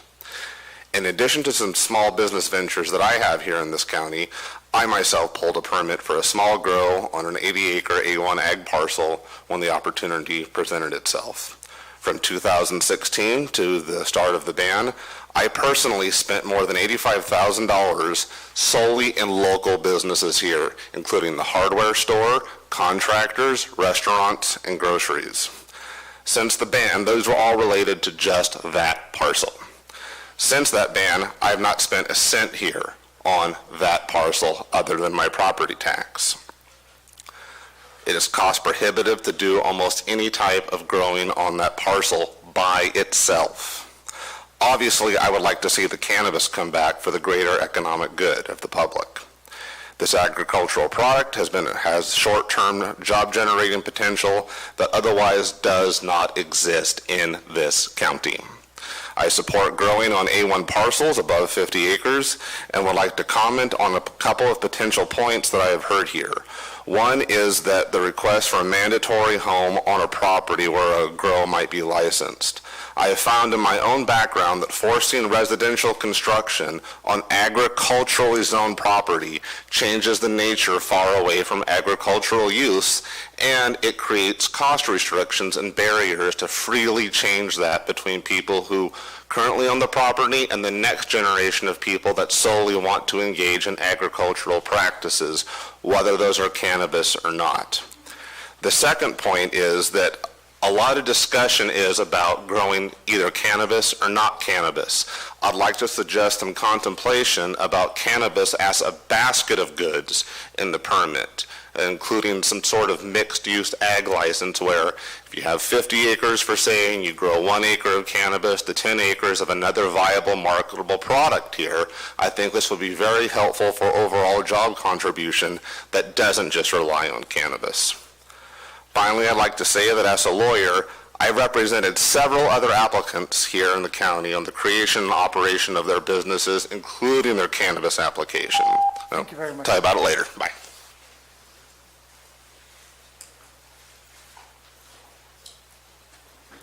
Hello, my name is Jason DeSalvatore, District 1. My partner and myself own retail hydroponic stores in the Central Valley, as well as we own real estate in District 1. We've had the property for about 5 years. We were cultivating originally under Prop 215. When the permit process came about, we were excited about joining the process. We have 2 parcels that were adjacent, both in Ag 1 properties, 10-acre and a 30-acre parcel. We paid our $5,000 fees up front. We paid our taxes of $44,000 for each one, so we paid over $100,000. We got our hoop house permits. We installed hoops with the intent of upgrading them to fully automated houses. We paid for engineering, paid for about $15,000 in engineering to bring in, fully automate our site and get everything up to code. So we automated 2 of the houses and then paid for as-built permits to bring in and make sure everything was going to be done correctly. Those were completed in the end of 2017, December. In 2018, the ban went into effect. We got a call from the planning department. They gave us our plans back and a refund for our permit applications. So we shut everything down when the ban went into effect and sit there vacant. Large detriment compared to what's going around in the rest of the state. We're teed up for 2 state licenses and to begin the business that we started from the ground up. Most of the revenue that we had taken from the site over the previous 2 years, we reinvested. And to have that kind of the rug pulled out from underneath us was detrimental, not just for us, but for apparently many members of the county. We had 2 sites were both still compliant at the time the ban went into effect. We also opened up a branch of our hydroponic stores in Valley Springs. We paid for business licenses. We leased a 6,000 square foot building in Toyon.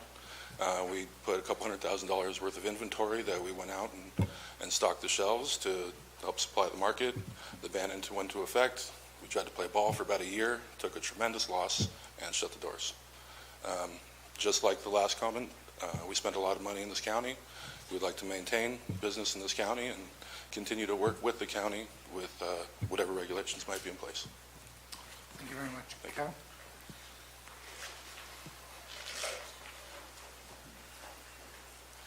Good afternoon.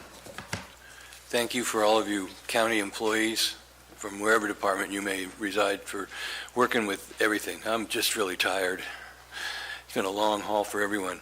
I have a couple things I'd like to say. My name's Kevin Clay. I'm in District 2, and I own 2 240s, purchasing a third. I hear a lot of, in the old real estate adage is the most restrictive restriction restricts. Well, I don't see why you wouldn't make it easy on everyone and just adopt the California regulations, so I'd like to put my plug in for that. You don't want to over-duplicate regulation. The UBC was, or the California version of the UBC was adopted in 2016. No, that'd be the 2016 one, without any changes. So just leave it alone would be my recommendation. I'm having a real problem with requiring grow sites to be fully approved prior. Just not a reasonable requirement because of we're not professionals in planning or building codes. We can hire some people, but not everybody can hire a general contractor or a soils or an attorney or those types of professionals that we need to comply with incredibly diverse regulations in different departments. We do need the help from those departments to hold our hand a little bit. I know the incredible frustration that we've all had through the UA and its implementation and death.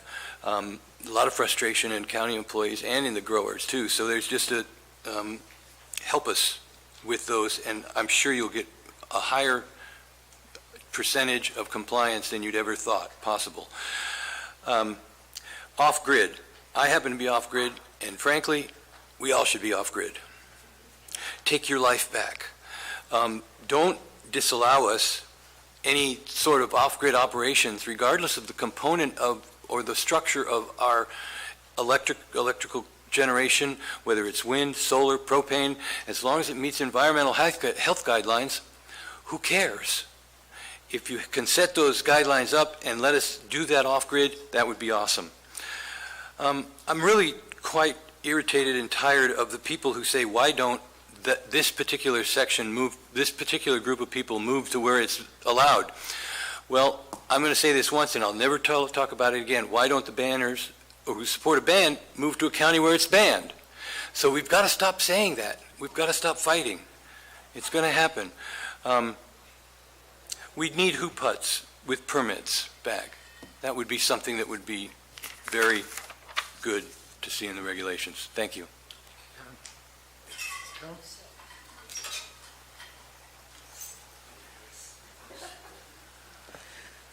Good afternoon, gentlemen and madam. I would like to thank staff. I think they have done a wonderful job through everything over the past few years, and I definitely appreciate them separating the legal regulated farms from the illegal unregulated farms. I've always only grown legally, 215 and 420, and then came an opportunity to have a business. I only did it legally. I am one of the people that did get in. I am registered, or I was registered, and I paid, and I paid, and I still owe people. I only did it legally because I would not make a very good criminal. I would end up in prison, and I would not be standing here today. Regulated cultivation means that you are going to follow the laws. You are going to follow the rules. You are going to pay what you have to pay. Maybe not always on time, but you get it done.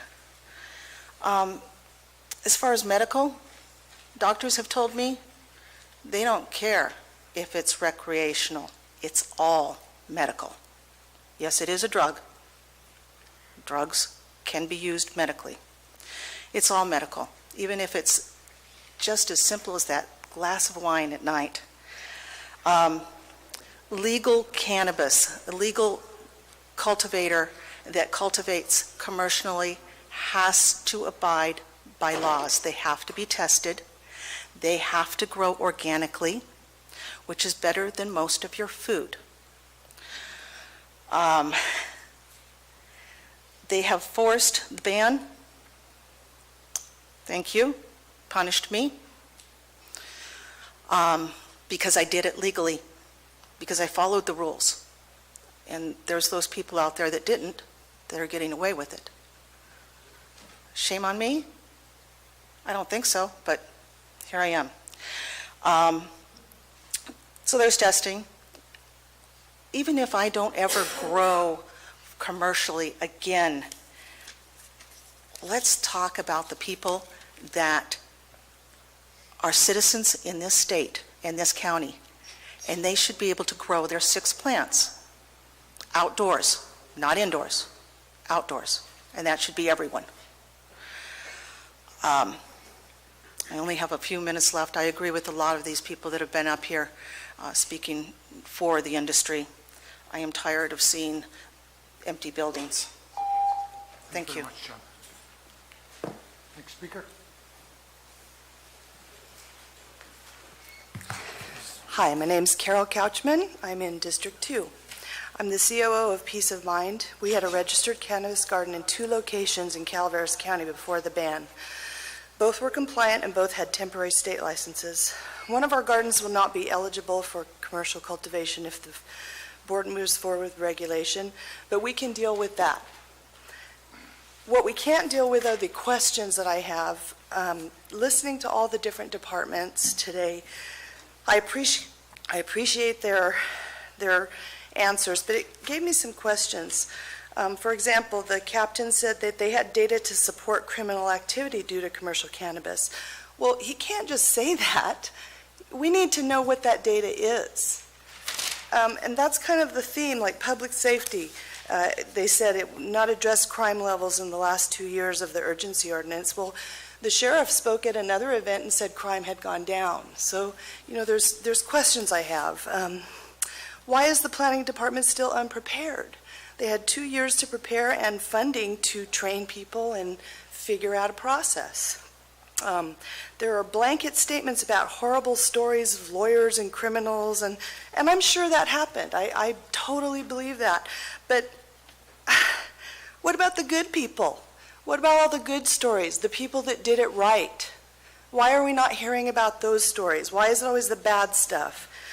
Grading without permits. We did that because we thought it was under ag. As soon as we found out it wasn't, we went and got an engineering thing and got all the things done that they told us we needed to do, and we were good. Roads, the impact of cannabis on the roads. What about the cattle moving? I have cattle on my property that get moved twice a year, and they bring up these big trailers, I guess they're called. What about wine grapes? What about the trucks that have to truck the grapes to where the wine gets made? That's impacting the road just as much as a cannabis truck would. So, all these things where it's targeting and saying that cannabis is doing this and that, and how many health violations, how many had sewage being illegally discharged? Maybe 2, but that's all we hear about from that lady. What about all of us that I had the inspectors come out one time and got my permit? We had no findings. We had all our MSS sheets up. We had everything the way it was supposed to be. Why are we not hearing about those stories? I don't understand. There was some good in the urgency ordinance. There was some good things that happened, and we need to hear about those. Cleanup of sites. What does the county do when you find a meth lab? Who cleans that up? What about when there's a toxic spill of chemicals at a vineyard? Who's responsible for cleaning that up? Wouldn't that be under the same rules as a cannabis eradication? Thank you very much, Karen. Thank you for your time. Next speaker. Sir. Good afternoon. My name is Adam Norton. I'm a resident of West Point. I was a registrant under the urgency ordinance, and I got my farm approved. It was on 12 acres, zoned RA, and I just get very worried when I hear about 20-acre minimums about my future, and I'm hoping that if you guys are going to make limits, that I could suggest doing some sort of tiered system where less acreage can have a smaller canopy size. I'm willing to grow less if I can stay in business or go back into business in the future, because I like to live here. I enjoy my time here, and I feel very privileged to have a cannabis farm here when I did, and I would like to stay in business and be able to keep going. Thank you very much.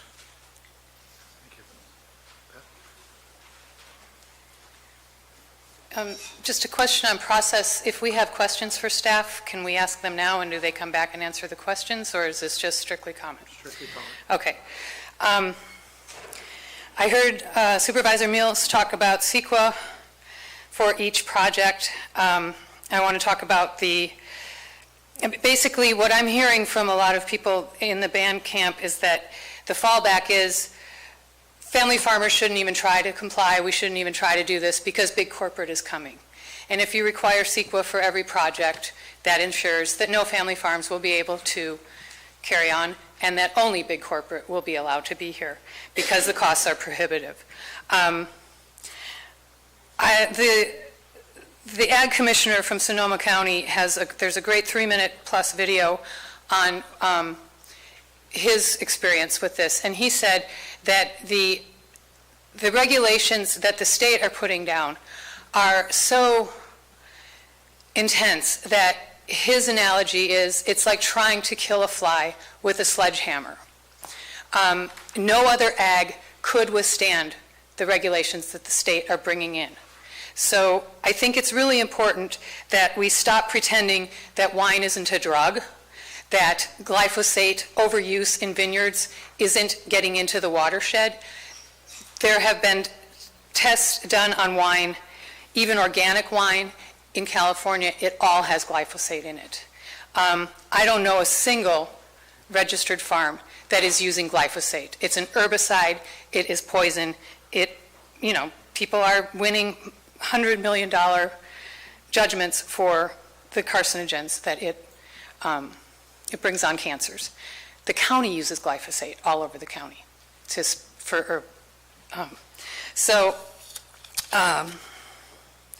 think it's really important to stress the 200 farms that were in compliance at the time of the ban. We have many state licenses that were provisional. If there were a way for the county to accept the farms that were already compliant, already permitted, and get us back to business. I heard Peter say that there is no urgency. It's not urgent, so we shouldn't have an urgency ordinance. Well, for those of us that lost everything in the Butte fire, invested everything we could in the program, and then had to take a year off last year. It's urgent. We need to get back to work this fall, or this spring. Thank you.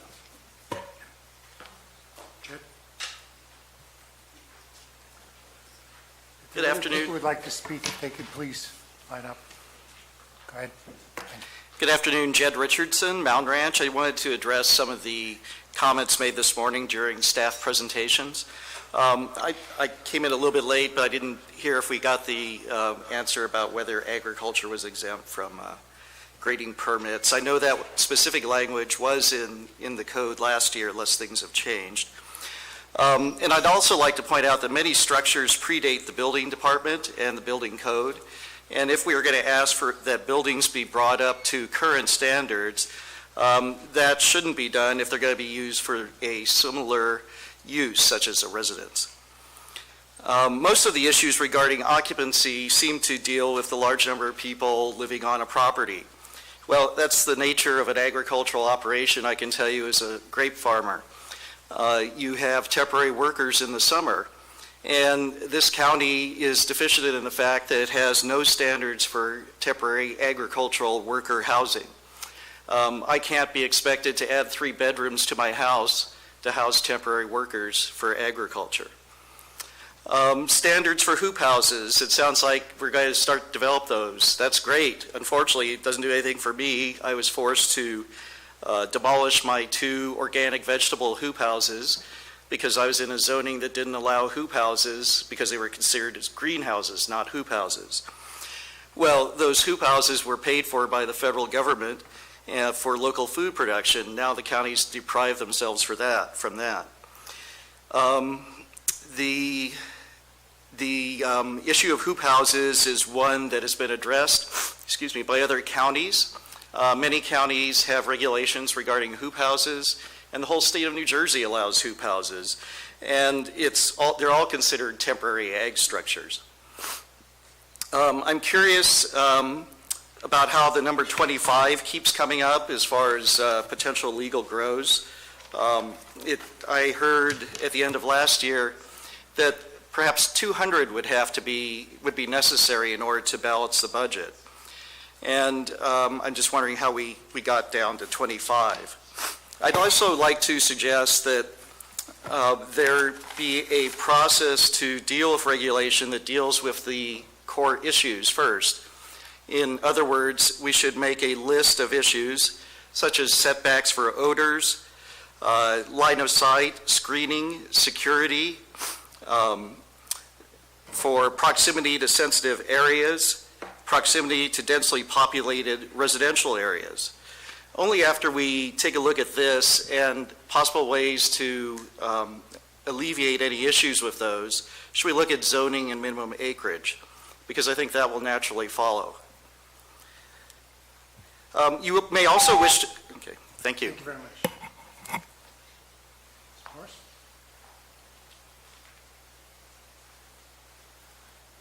Susan Morse. I have 3 matters to bring before the board today for your consideration. I have attended meetings where threats of lawsuits against the county and of the Board of Supervisors were made by marijuana growers.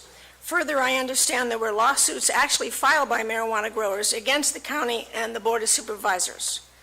My request is, going forward, so the public understands the risk involved and the amount of public funds spent, I request that the board report to us, 1, the outcome of each of the lawsuits already decided, 2, the stage of each pending lawsuit, and 3, the expenses of litigation associated herewith, including but not limited to the attorney's fees, costs of suit, and the expert fees. Also, on November 21st, 2018, a document was filed with the Calaveras County Superior Court by County Council with an Exhibit A attached to it entitled Treasurer's Tax Collector Barbara Sullivan's Report of Delinquent Measure C Commercial Medical Cannabis Taxes Outstanding Cannabis Debtors 11/15/2018, just a few months ago.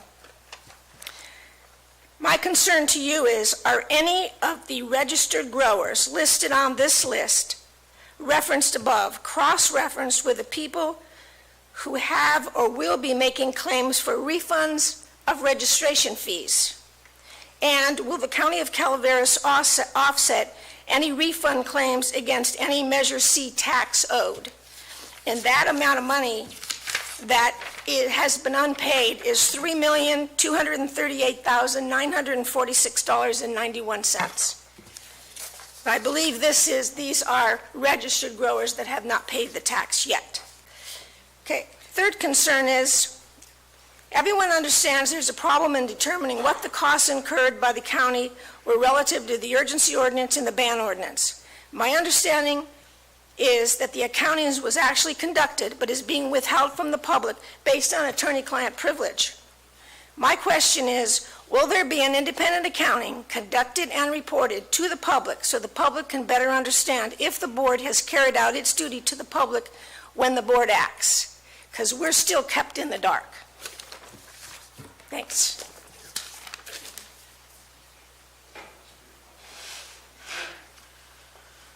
Good afternoon, Board. Bert Schufelt. Nice to see you guys again.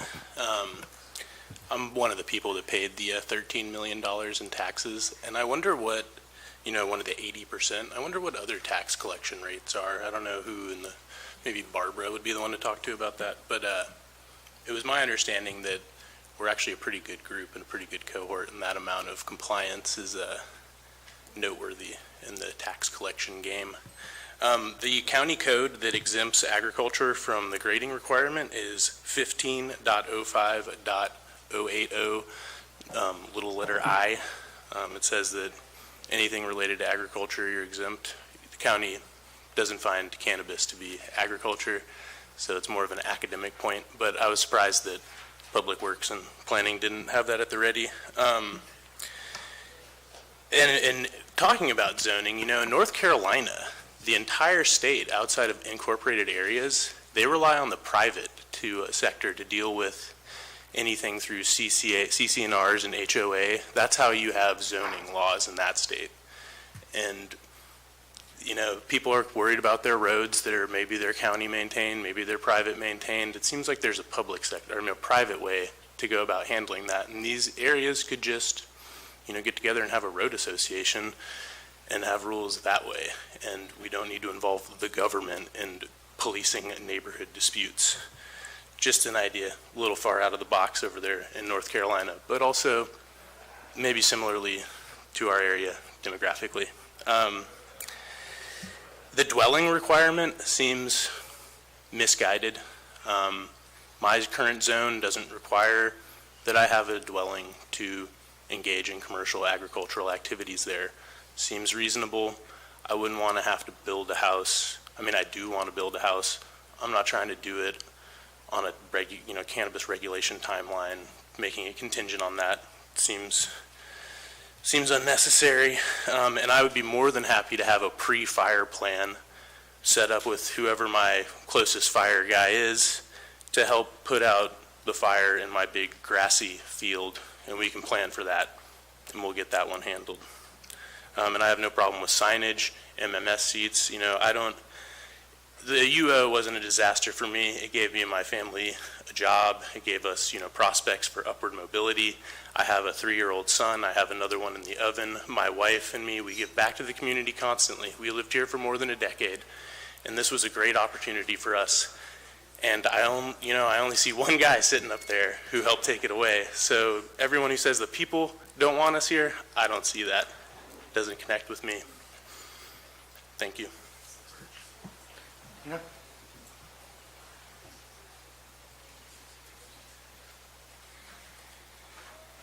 Good afternoon. I don't believe this is about the people, and I don't believe it's about the people that are growing it illegally or legally. It's about the product. The product attracts criminals. That's just the way it is. The criminals want a piece of it. For 2.5 years, myself and several of my neighbors experienced what comes with illegal grows and legal grows. I was intimidated by gunshots every time I would go up to feed my horse, or nearly every time. It was so often I was calling the sheriff's department several times a week because they asked me, please call it in. If they start shooting when you go up to the barn to feed your livestock, please call it in. Well, I called it in and I called it in, and that went on for months. That's just one of the things that happened. That was illegal. It was legal, I guess, because they had a 215 card, okay? And they were growing marijuana and they were protecting it. And it was gang members. Well, when they were finally eradicated, I thought, wow, okay, I can get my life back. And that's when we had the land rush, and that's when people applied for permits, and that's when the legal registered grow took over, and they trapped and they threatened my husband. They also threatened my neighbors by showing him their AR-15s. They went on and intimidated a volunteer off-duty sheriff. I put up with this nonsense up until the ban went into effect. It was so out of control, my family would not come to visit me. They barred my grandchildren from coming to visit me. They felt it was not safe in Calaveras County, and particularly in my neighborhood. Well, the ban took effect January 2018, and my family has come back over a dozen times. I've got to see my grandchildren, show them what cows are about, show them what horses are about, what ranch life is about. I'm not willing to give that up. And if you bring regulation back and you take away full use of my property or full enjoyment of my property or devalue my property, I want to know who's going to be responsible for that. Thank you. Marty?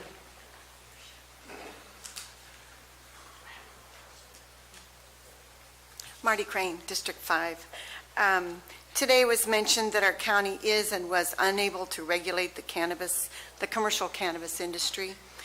I just want to propose that, could it be that we continue to fight with one another instead of actively communicating, respectfully listening, and actually considering each suggestion?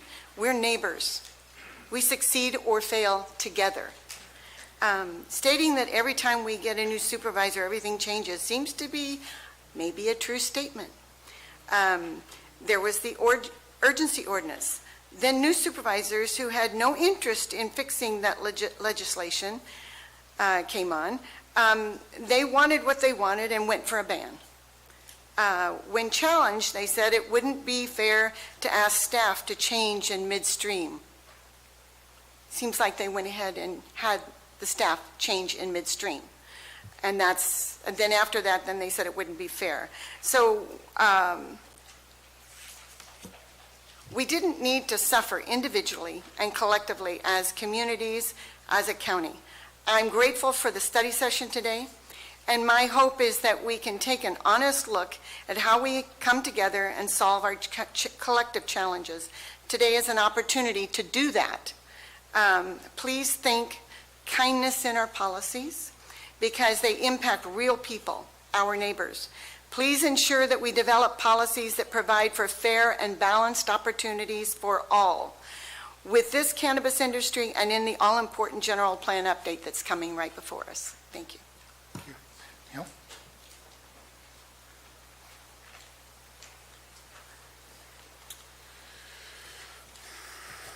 A crisis of leadership was the largest problem with the UO. The second problem has to do with how old the general plan is and the zoning derived from it. Projected future growth under the 96 plan was grossly overestimated. Rural residential was intended to allow commercial agriculture on parcels as small as 2 acres. As you all know, it only takes $2,000 worth of intended resource production for a particular property to be considered as conducting commercial activity. Apparently in 96 that wasn't a problem, but in 2016 it was. Rural residential in combination with unclassified zoning designations provided the implausible number of potentially developable properties necessary back in '96 to justify the flawed growth projections. This is why updating the general plan properly is so important. What used to be considered as acceptable on anything from 2 acres plus is no longer. Zoning designations under the new plan must take into consideration the existing densities of communities and reassess whether all of the surrounding land is really best suited for placing as many residences on as many properties as possible. The rationale for creating the zoning as it exists today can be explained by one word: greed. The more structures, the more residents, the larger the tax base, the more bonds to be floated. The county benefits from more and more people coming here. How? These grandiose developments have not yet come to fruition, nor have the ones that have been built been required to pay for all the impacts that they have had on our rural way of life. These differences are far from irreconcilable, but where does the definition of a neighborhood begin and end? This is essentially the most important thing we need to figure out today. Given that the state of California's laws on cannabis are the most restrictive across the nation, regulation is the only environmentally preferred alternative, just as the conclusions of the white papers cited in Silent Poison stated. The majority of the hard work regarding inspections has already been done by the county employees, except for those left pending that should not be forgotten about. Going forward, the state regulations will be more than sufficient to oversee water quality and product testing standards that will ensure compliance with all environmental requirements. Give us a reason to trust in you again. Let those of us that are still here that want to comply, want to pay our taxes, and continue to steward the land that we own and love, to get back to work, please. Bonnie?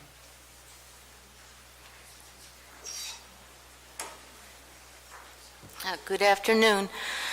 I didn't plan on speaking on this topic because it's not one of my main concerns, but I want to tell you a story about a friend that I have. She was born with a severely handicapped child with a multitude of health issues. And over the years, as that child grew up, suffered from serious seizures, tried every medication that they could prescribe for her. About 3 years ago, she decided she'd try CBD oil, and the seizures stopped. The problem was she could not, under the medical marijuana legislation, produce enough to supply her daughter on her own. So she relied upon friends and acquaintances to help with the oil. She feels that it takes about a pound of marijuana a month to produce enough oil to keep her child's seizures under control. When the ban went into effect, she stopped giving her child the oil. She spends about a week or two at home and then 2 weeks in the hospital, where they stabilize the child on alternative kinds of drugs. What happens is she disclosed to the doctors that her child seemed to be under control with the oil, but in the hospital they don't provide the oil. They give a federally sanctioned substitute. 2 days on this substitute, the child develops severe pancreatitis. They stabilized her, stopped the medication. She seemed to recover. So they re-prescribed the federally sanctioned medication. The child suffered from severe pancreatitis once again. The seizures have recurred. She's at her wit's end. The child All the other conditions are exacerbated with every seizure this child has. She feels the organic oil that she has been using up till the ban went into effect actually had a positive effect on the child's condition. We need to have a process where it can be used and sanctioned. Thank you. Next. How many more speakers do we have? All right, I see two more, so if you guys could stand up there. Is there more? So check the people in the hallway because, all right, if we could make sure we find out who wants to speak so we can keep things moving along. We're closing on 2 hours. I apologize for interrupting your rhythm. Thank you, You got the ball. I wasn't going to speak today because I play on quite a few different roles in this county on a nonprofit. We have to be neutral, but I can tell you from the person that stood up here and said that people should move to other areas that don't like marijuana, don't live where I live. There was 19 half-acre grows in my area that were legal and illegal. I am now putting up a metal gate in my property along with surveillance cameras that cost me over $3,000 because of what you guys are discussing today. It doesn't matter to me one rat's you know what, if they grow or not. Leave me alone. Leave my community alone. Leave my daughter alone. Stop approaching her with the marijuana. The kids that are from the growers' homes are approaching our kids in our schools. Just to let you know, in case it wasn't a reality to you, guess what, you guys? It's really happening. Go to Bret Hart. Talk to some of those young ladies. Susan Morris and I were there in the parking lot at Save Martin Angels Camp one day. Talked to 4 young ladies about it. It's everywhere. The young children shouldn't be doing it yet. When you're 21, do whatever you want, okay? I drink wine. I have a good time on my Fridays and Saturdays. But you know what? When they're young children, their minds are still growing. Don't affect me with what you want. I retired up here. I paid for my ranch. I own my property. I don't impose anything on anybody else if I can help it. I respect other people's properties. I work hard to help others. You guys, everybody on in this board and in this room need to be considerate of each other. I don't agree with it, but it's not my place. It's not my lifestyle. But I don't disrespect people who do it. I try not to. So come to an agreement in this county. Make it fair for everybody if it means to ban it, as I agree with, or not ban it. But have consideration to everybody that has stepped before this podium. Your county employees have said what they have said, and it makes merit. We all have a voice in this. We all have a future in this county. At least I do. I don't want to move out of here. But you know what? I know a lot of people that are leaving. And it's not just because they were growers. It's because of what is coming back before them. I stand to fight it. I stand to make people educated on things instead of making them feel bad for their choices. I help to educate them on the choices that they make. And that's your job, and that's our county's job. Thank you.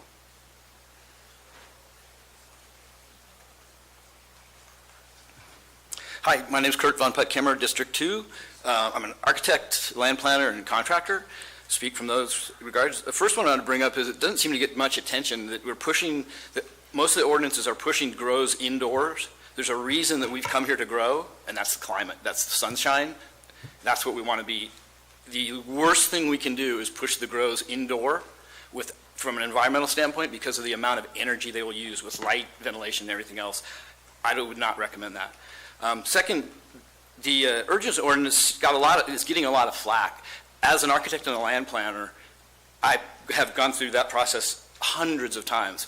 And Director Muir made a very arduous application. And the reason there was only 700 applications is because half the people that contacted me couldn't afford me to prepare their application. I think he did a wonderful job putting that together and thinning things out. That application process was very, very good. I think we need to take that same approach to what's go ahead of us. There's a difference between a 5-acre grow and a 1,000-acre grow. There are processes similar to a conditional use permit that will allow planning department to put that, to use a sledgehammer for what it's used for instead of driving attack. Thank you very much for your time.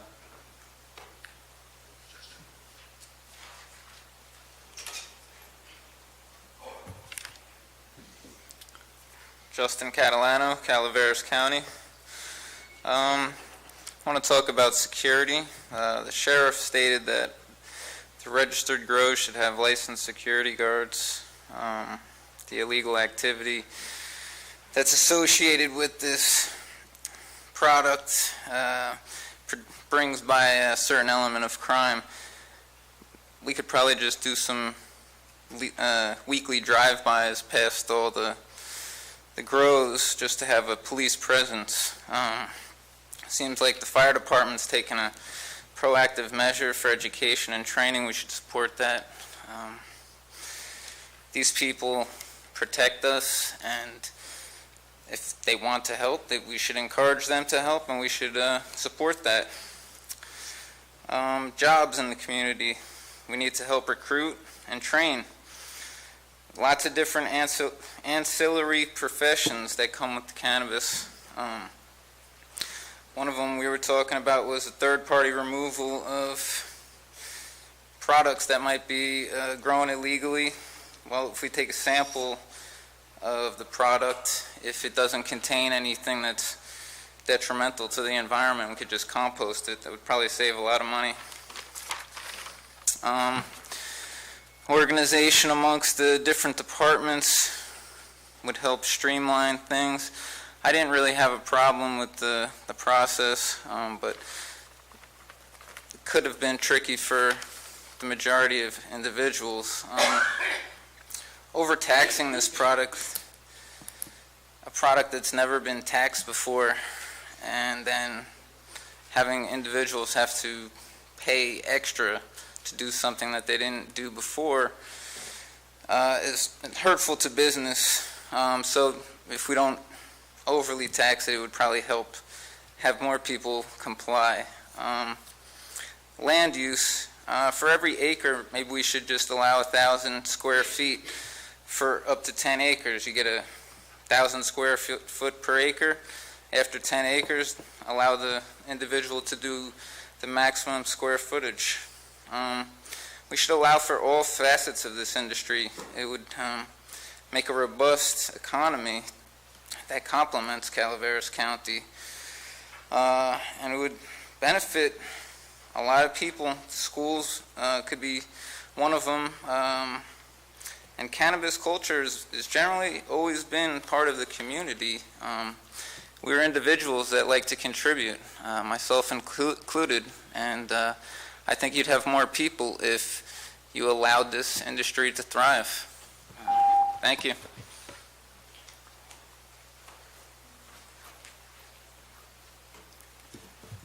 I've been up here before, and it seems like I always end up saying the same things.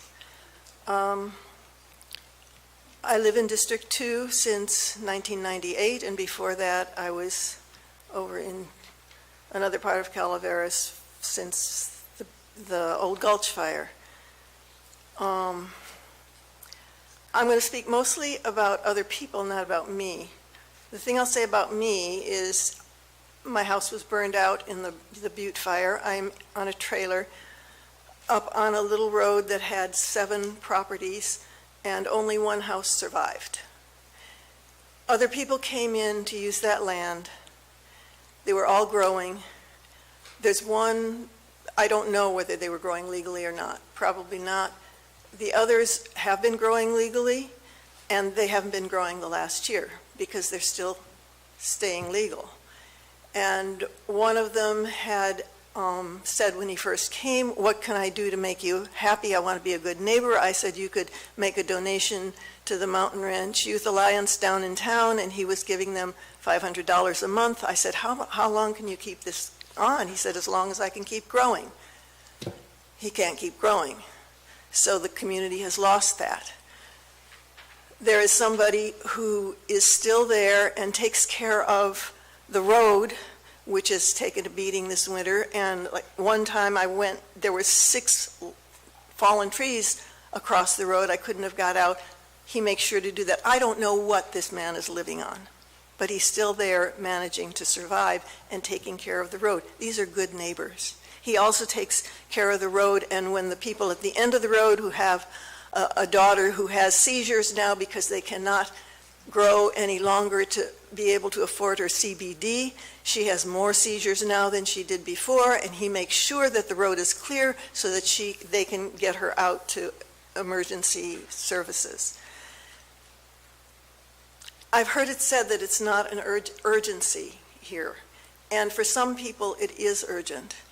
A lot has been learned during the period of the ban and during the period of chaos when registration was put together without people knowing as much as they needed to know here. A lot has been learned. There are some people who manage to jump through all the hoops and keep growing legally and have not been growing the last year.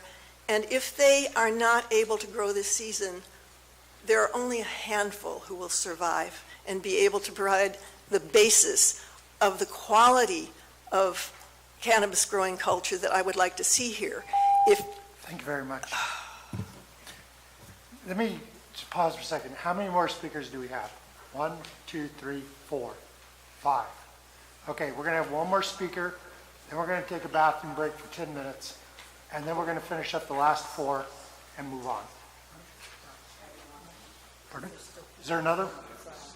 6. There we go. Hi, my name is Ann Dillon, District 2. I own my property. As a licensed compliant grower, I've lived here since 2013. I lost everything I owned, my home, an animal, in the Butte Fire. I have yet to receive my PG&E settlement. I have struggled every day since September 11th. I hear people talk about the roads, the environment, and all the bad things in the county, and it always seems to come back to the growers. But here's the thing. The Butte Fire is what ruined this county. The Butte Fire ravaged District 2. It took everything I've ever worked for. I hold an MBA. I'm not uneducated. I'm not defiant in the law.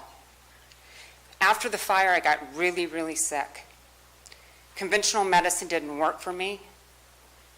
Cannabis did. It saved my life.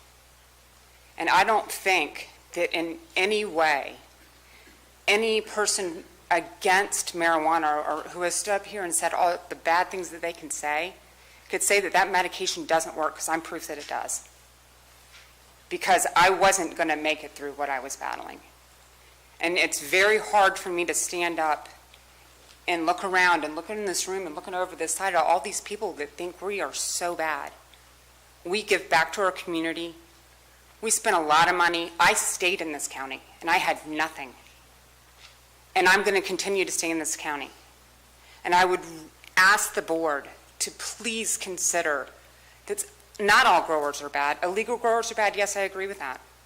But I agree that people like me, friends of mine, other growers, have very good intentions, and the medicine and what we do grow does save lives, and it is documented. New England Medicine Journal, all of them. If anybody would just stop and take a look at what medicinal marijuana can do for some of the largest diseases that kill Americans, it's overwhelming. So please, I ask you all, listen to some of the growers. I know that people don't want to be around it, and we aren't trying to force it on them, but we should have the right to do it if we do it the right way. I will comply with whatever you guys ask, because that's what I do. And I haven't done it for a year, and I'm struggling more now than I ever have. Thank you. Thank you. You last 5, we're going to take a 10-minute break. When we come back, you're first on desk. That's it. Then we're going to go back to the questions. Thank you. We'll reconvene at 3:40.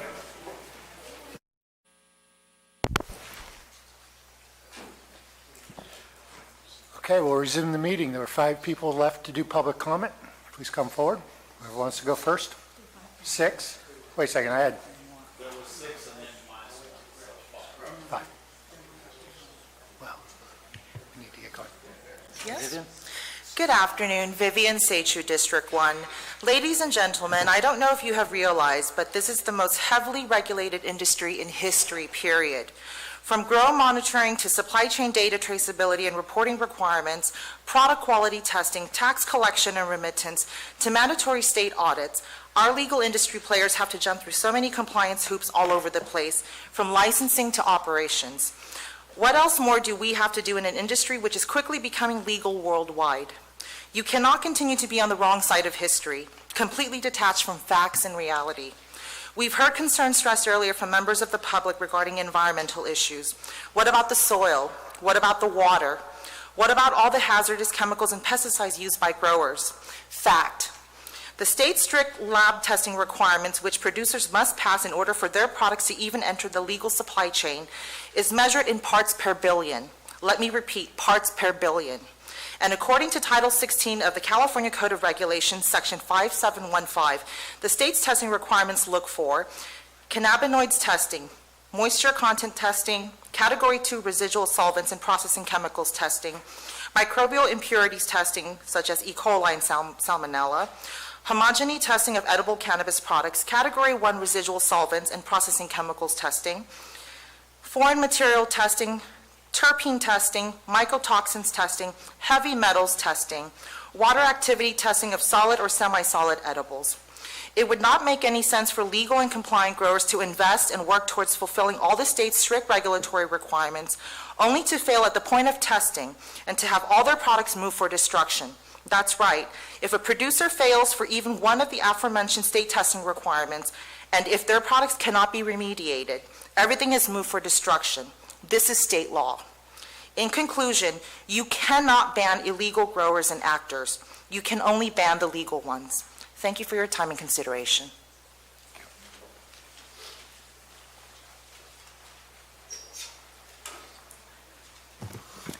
Hello, Board. Trevor Whitkey, District 2, Executive Director of the Calaveras Cannabis Alliance. It's been mentioned that the voters of Calaveras don't want cannabis in their community. I think that this position is one that can be tested against the evidence, and the evidence does not support this position. In the last election, Ben Stopper won his district by 26 percentage points. Marita Callaway won her district by 13 percentage points, and Sheriff Rick DiBasilio ran and won by 16 percentage points. Each one of them defeated a ban candidate who campaigned specifically on their support of the ban. Ban candidates lost by double digits across the board. Voters rejected the ban ticket. If the voters supported the ban, they would have come out and they would have voted for the ban candidates that ran in 2018. But universally, their position was rejected by the voters. 60% of the voters of Calaveras County voted for candidates willing to do exactly what you are doing today, reconsidering cannabis regulations. They wanted strict regulations. They want revenue that comes from it. They don't want a land rush, and they don't want to see, hear, or smell cannabis in their daily lives ad nauseum like they have for the last few years. That's really what the people voted for. They didn't vote for a ban. They've never voted for a ban. They voted for pro-regulatory candidates, or those at least willing to consider regulations, who were characterized by their opponents as being pro-regulatory. That position is not opposed by the voters of this county. Today we've heard staff, they've presented a number of the lessons learned from the urgency ordinance. They've also presented a number of concerns if we were to reconsider regulations moving forward. They've also provided a host of concerns with regard to the ban. Only indoor and unpermitted grows currently operate in the county. As we heard from the fire districts and the fire chiefs, these are the hazards. These are the situations where they go into unknown, unregulated situations, where they go into indoor grows that are increasingly dangerous because they have no way of knowing what they're going into and they're operating in confined spaces. Regulated grows, I can guarantee everybody would be down to set up a pre-fire plan with every district across the county, because the last thing a registered grower wants to do is start their property on fire and lose millions of dollars of investment. That's just obvious. There are 190 or so approved farms under the urgency ordinance. There are 190 approved farms under state temporary licenses. Those are the only farms that could possibly operate this year. Of those, there's really only about 100 that are still in the district, in good standing, and on acreage that is probably even in the realm of possibility. Those 100 farms are all that can be considered.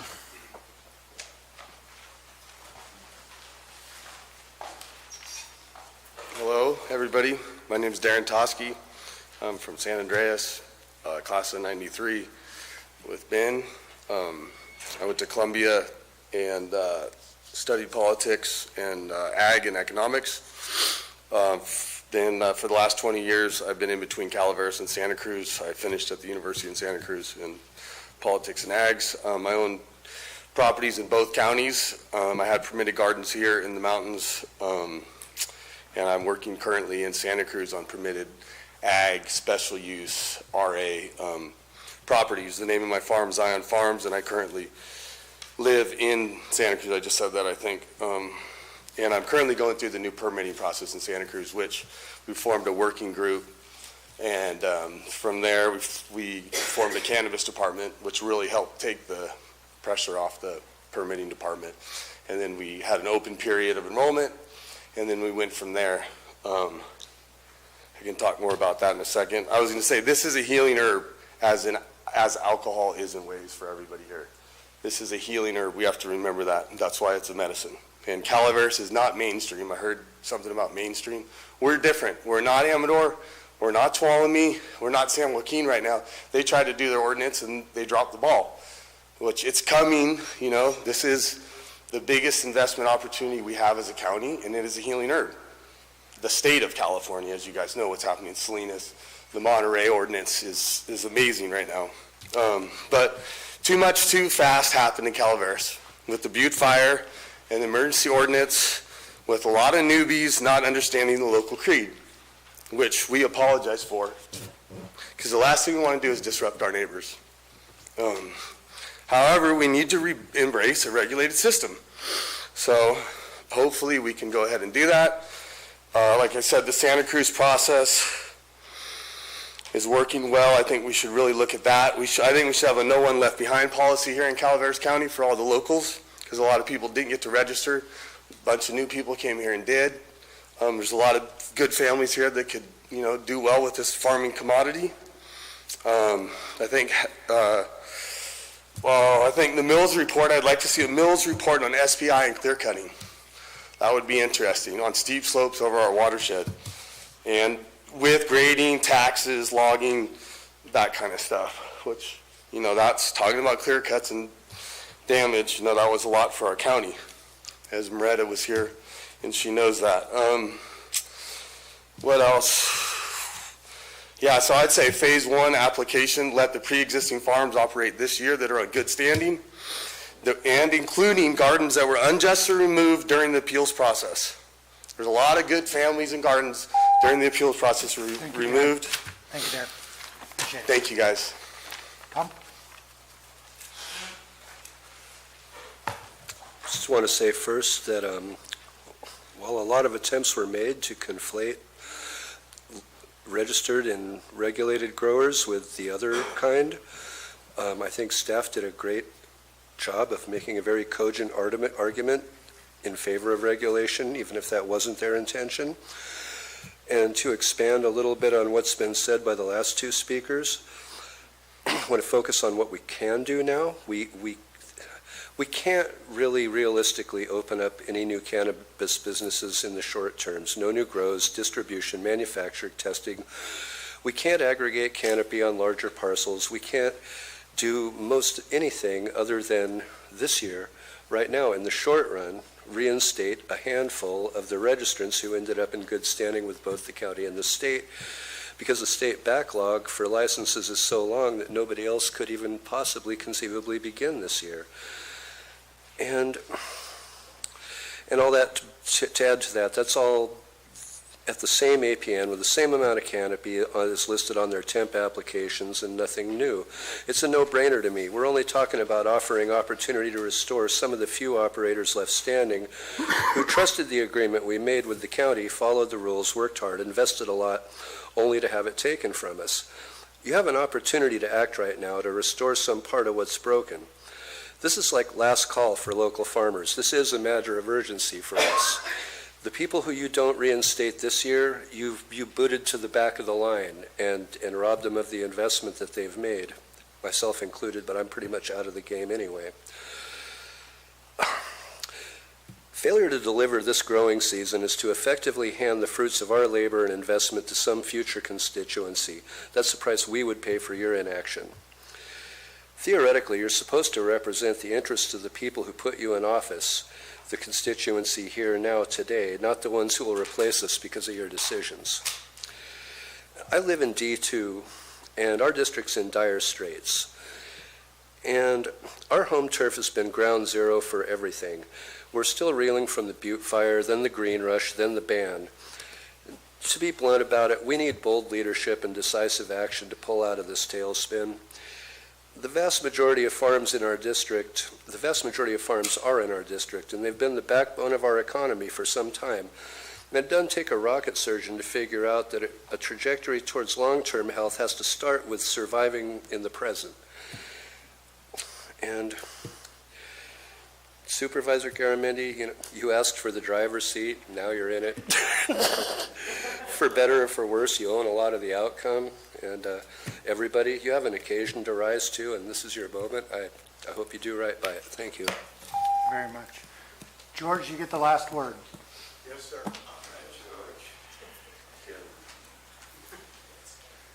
For those who don't know me, I'm George Fry. I've been coming to board meetings for over 20 years. I haven't missed many of them. I think right now we probably have, by and large, the best board I've seen in quite some time. I'm really happy that Marita's back. I'm really happy that Ben is with us. I think we have some people who have their heads screwed on right. I'm going to just leave you with a couple of things. One of them is, why can't we just all get along? That's the $64,000 question. The other thing I want to say is, if you're not a part of the solution, then you are a part of the problem. The two sides need to come together and need to talk openly, respectfully, and bring about. I'm retired law enforcement. I really don't have anything in this game. I used to stop parolees, and I'd search them, and they'd have baggies of weed, and I'd say, okay, and I'd throw it up in the air, and the first time around, that one's on you. The next one is on me. And I never really had a problem because I was straight with them. So I'm asking for us as a community in this county that we start working together and start solving problems instead of creating them. Thank you very much. Thank you. And with that, we will close public comment. Bring it back to Mr. Maurer.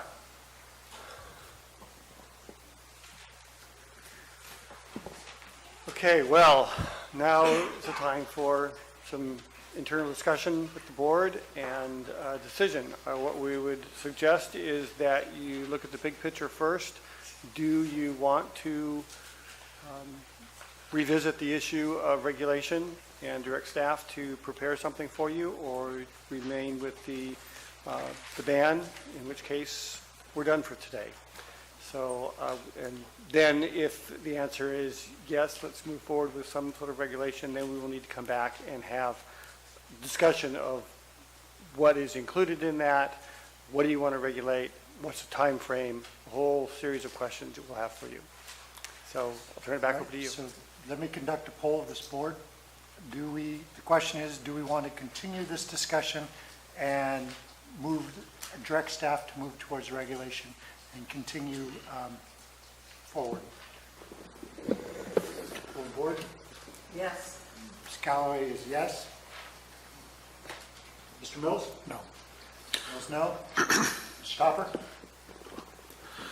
Yes, contingent on what we discuss. Very well, and I agree. So I couldn't hear Supervisor Mills's. Yes. Supervisor Mills was no. The answer was no. Thank you. So we have 3-1 on the poll to continue this conversation.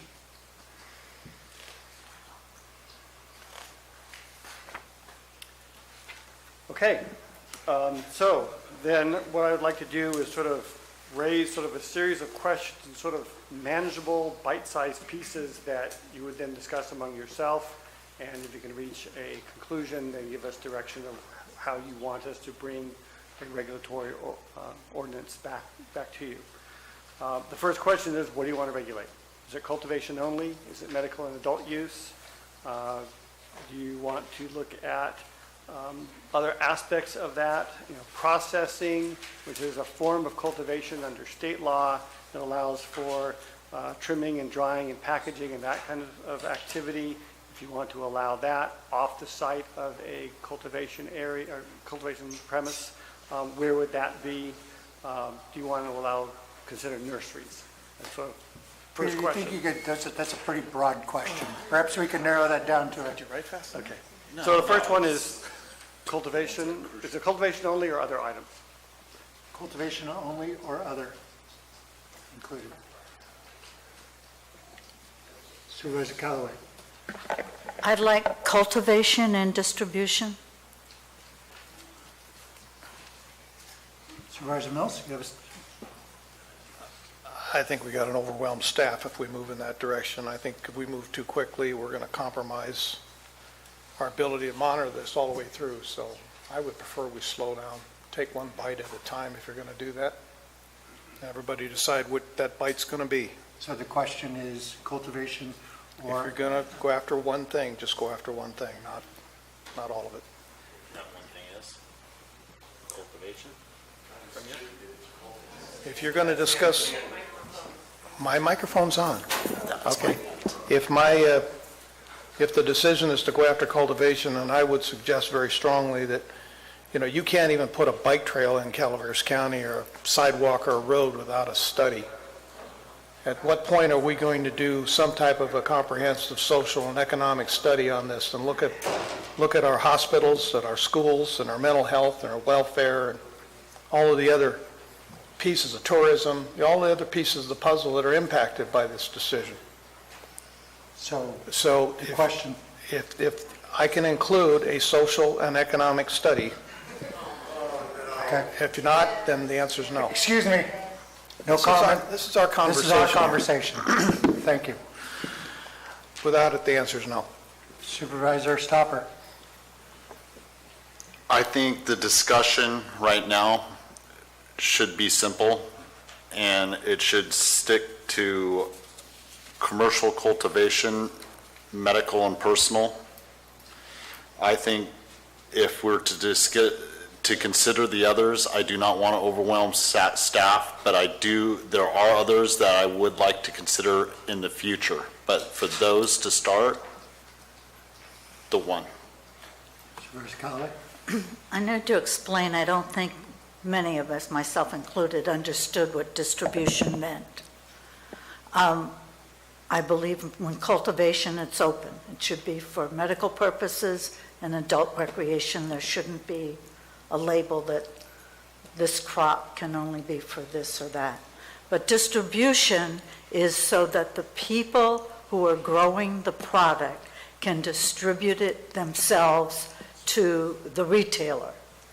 In California, the wine industry is allowed to sell the wine they produce to the stores. As it stands now, if we do not have distribution, we have commercial grow sites, they have to go through an independent distributor who knows where they are, and they take a slice of the sale of the product. I might not have everything exactly the right terms, but you have the gist of it. So the money is now going to a third party when it could go to our local cultivators. So that's what I mean by distribution. Local growers can distribute their product themselves. I would agree with Supervisor Callaway, but I want to make sure that we limit it, much like we did in the planning committee, and what was brought before the board, before the ban. We were working on that. We talked about distribution, so that people could transport it. I'll let you guys figure out the legalese on that. So we have growing and transportation. We have 2 votes for that. Supervisor Stopper for growing, Supervisor Mills, no. So we need 3 probably to move ahead here. We should have 3. We can. Can I have your support on that, Mr. Stopper? I mean, because what we're saying is that they can distribute, they don't have to go have a distributor who's coming into the county anyway and is going to the grow sites, picking up the product that's been tested and taking it to the retailer. And maybe what we can do is, if we don't have to be that specific. I understand distribution. I've read quite a bit of the state law, and I understand that an outside distributor would have to come from outside the county right now. I also understand that no one's ever had a distribution license temporary within Calaveras County in the past, so the route to a provisional and annual will take longer. And I am willing to consider distribution in the future, but that's putting the cart before the horse right now, in the sense that if we get cultivation through, there's an amount of time before the product is ready. And during that time, we can talk about distribution. And I don't want to overcomplicate this right now. What do you think, Supervisor Callaway? I wish I could have changed his mind. Take them out back. Well, let's bring back transportation, let's bring back distribution when we have a further conversation. But right now, let's leave it up, because I think Supervisor Stopper has some very good points. I think Supervisor Callaway has some very good points. I would like to see how it all works out, and check and see how this will impact the actual business flow we're talking about. It's not a final. I'm open-minded until we get all the facts before us. I agree. Here? Okay, so just so I have it clear that right now we're looking only at a regulatory program for cultivation. Okay. Medical and personal. Medical and commercial.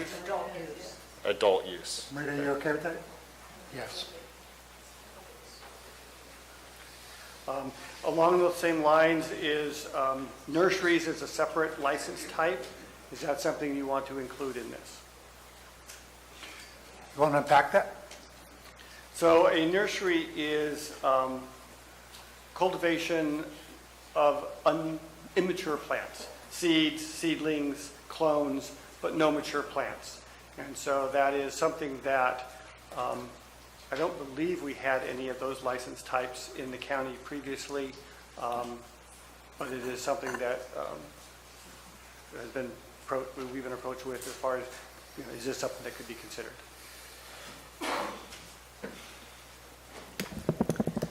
Yes. Supervisor Mills? No. Supervisor Stopper? Punt. I would personally like to learn more about what exactly we're talking about, and how it's going to impact things. Okay, so we'll defer or... Well, does staff have a recommendation? Or, I don't want to put you guys on the spot. I would like to learn more about it. Okay. We got to... And then the other aspect of this is the processing, which is a type of cultivator license where growers would sort of pool their resources for a centralized processing facility where they would do trimming and drying and packaging, but no growing. And is that something that would be considered? Start that. Supervisor Stopper, do you have any insights on this?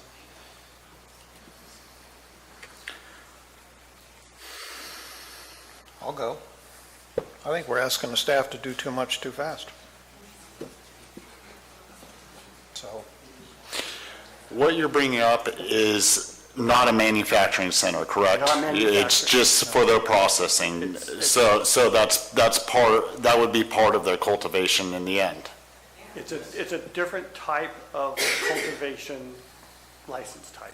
Okay, There's a whole set of rules around it. right. That's something I'm definitely willing to talk about right now, yes, going forward. Yes. Yes. Okay, and then none of the other commercial types, distribution, manufacturing, testing, micro businesses, are any of those on the table at this point? We do have existing regulations for medical retail. We do need to conclude our revisions to that to bring it into compliance with state law. It dates back to 2005. Retail is something I definitely think that, I guess this one hears me really well, is something that we need to discuss, because the ordinance that's with retail right now is from 2005 and outdated. And I definitely think that at this point, it's not even following along the lines of what the state's putting forward.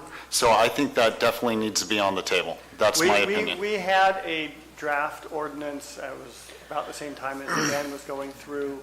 We were given some direction to make modifications to that. It had been already vetted by the Planning Commission, and just with everything else, it just hasn't been able to bring it back yet. So I would take that as a separate, I would recommend that that be taken separately. I don't think there's the... Absolutely. I agree that it would be a separate thing, and we could take our time on it so that we could, as we move forward, as I agree with some others that I don't want to over inundate you with work right now. Supervisor Callaway? Well, I don't mind over inundating you. On the ordinance 17 point, whatever, the one for the dispensaries, you already have a draft in place. I mean, I haven't seen it. It was brought back. It languished for some reason. I don't see why we can't bring that back as a separate issue to reinstituting cultivation,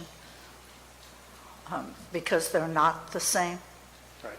And the word retail is now used exclusively in the state regs versus the word dispensary. So I think I agree with Mr. Stopper that, we need to update that and bring it back, but I don't think we need to do it slowly. Supervisor Mills, your lights on? Well, I think that even though it was brought forward in 2017, staff would need to take another look at it just to be sure that everything is current.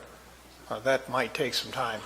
So I would not want to push it to making that an integral part of what you're doing here, because this is what the board's asked you to do as a whole project all by itself. Indeed. So I would prefer that that be held off. If you want to make that the priority and go there first, that's fine. But we got to decide which one we're going to go after. That particular dispensary ordinance, again, is going to probably take some staff time, staff review to be updated into the current code. And I don't want to put them together and think you can do them together.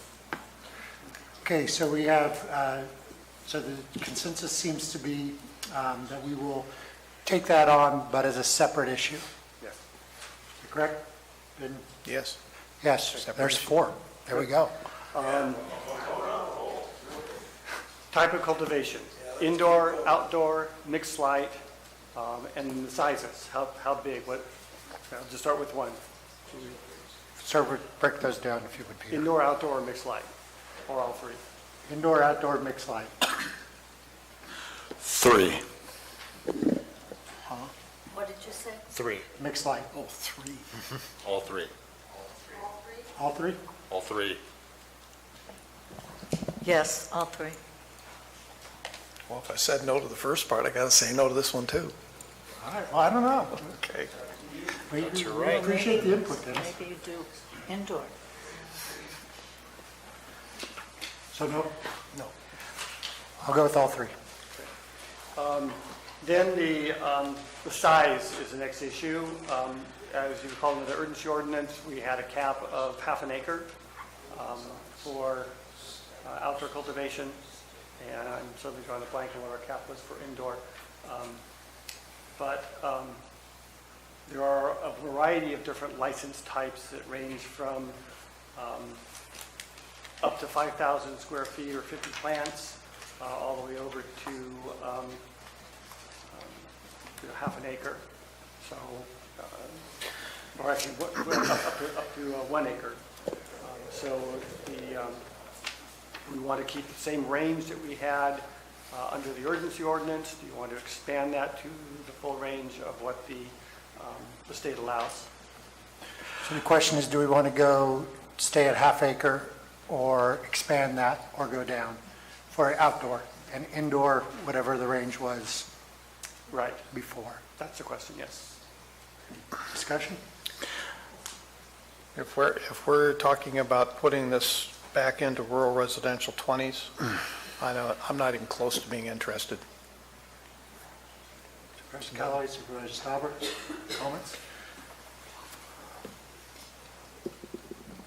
That's a larger discussion, I believe. I don't think it's that simple. I am for going with state regs to not make this so complicated. So, state regs. State regs are to 1 acre, correct? There is a license type called a 3 medium outdoor license, which allows between 10,001 square feet up to an acre. That was something that we did not allow under the urgency ordinance. We had capped it at the at 22,000 square feet. So I'm having a hard time with these questions, Peter, and the way they're being posed, because if these people have temporary licenses for a certain amount of square footage on a certain piece of property, they aren't going to be allowed to expand it if they stick with the same license, is the way I understand it. So, well, maybe it's the order of the questions that are causing some problem, because if we adopt a regulatory ordinance, then one of the questions will be, do we want to limit it, and if so, how? Is it going to be limited to just those who previously qualified under the urgency ordinance and got a temporary license? And is it limited to just what they had previously been approved, or would it be open to other who would also meet the criteria that are established under the ordinance? Would answering that question help you on your question? Well, I think it would probably help Supervisor Stopper in deciding how to answer the previous question. Yeah. right. Why don't we- Well, it's kind of all falling in there because it's a broader conversation overall, and I apologize because I've been over all this stuff quite a bit. I've been looking at what everyone had in the past, the ones that were compliant, which I would think would be, for the majority part, good actors. And, coming in and not being aware of what these questions are and what order they're going to be in is kind of where I'm, the order to them. So Sorry. maybe that's, I agree with you, Supervisor Stopper. Maybe we ought to ask some of those questions to help shape the rest of our answers. Because there's no point in, if we're going to limit it to where we were under the urgency ordinance, we're not really talking about going to an acre. I'm just going to be honest. I've always been opposed to how in the urgency ordinance that it ended up in residential areas. I think I've talked to a lot of people on both sides that agree with that. Not everyone, of course. But I think a good compromise moving forward is making sure that it stays out of residential neighborhoods to start, and that us figuring out how we're going to define that is a good place to start the conversation, so that then we can start working forward on what types of uses we can use and what we're willing to work on, because I think we can simplify this list substantially if we start at that point. But that's just where I'm coming from. I'm not telling everyone else what they have to do. Supervisor Mills, Supervisor Callaway, what do you think? Like I said before, it's got to stay out of the RR zones. You've got an A1 zone, if you want to talk about that. You have commercial, industrial zones, you can talk about those. But if the goal is to put it back into residentials, it's not a place to go. Supervisor Callaway?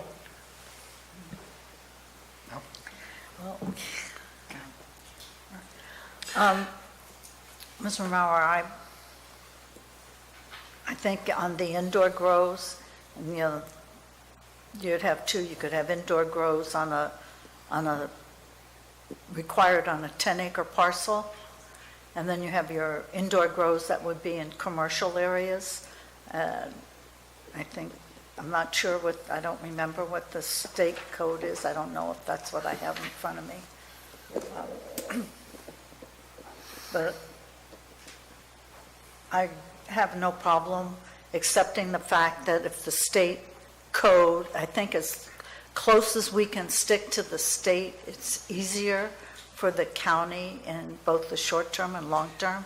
And if the state code said that you can have up to 1 acre on a 20-acre parcel, I'd be supportive of that, a 20-acre or more. Where I'd be interested in looking at, you have 100 acres, could be contiguous or one parcel, doesn't matter, that you could do a cooperative or co-location grow. So, I mean, I'd like to see us address that, and I don't know, am I going too far astray? Well, these are all questions that we need to get answers to. Maybe Right. what would help if we looked at some of the primary fundamental questions that we need to sort of frame that, then we can get down into some of the details. So, primary question, do we want to move forward with regulation? It looks like there's a majority that says yes. The types of cultivation, we've already answered that. So then the question then is sort of size of grow, size of parcel, the appropriate zoning. Right, and Do we want to discuss, Peter, do we want to open this up? Are we just limiting this to people who are already registered? that was the other question, is what type of restrictions, if any? Do we want a numerical cap? Do we want to say anyone that previously were successfully registered or, you know, still in process and got a state license? These are, you know, some of the parameters that we're trying to figure out. We're going to, you know, turn around. I guess the other question too is, what's the expectation of the turnaround for this? Well, let's get through the questions, and then we can sell ourselves how big the elephant is before we try to eat it. So I guess let's you know, sort of start with those questions. Zoning, minimum parcel size, and size of cultivation are probably. Why don't we start with that first question of who do we want to let in and do we want any limits? I agree, Jack. Let's just start with that. That's where I believe we need to start, because it's not, I mean, our number is limited with that, and that's a good start, and then it gets limited more by our other sizes and so on, so. We don't need. Because I don't want to start another land rush. That's the first thing I want to stop. So I think a good place to start, and personally, I think are people that were in good standing underneath the EO that actually had temporary licenses or were actively pursuing it but never got denied.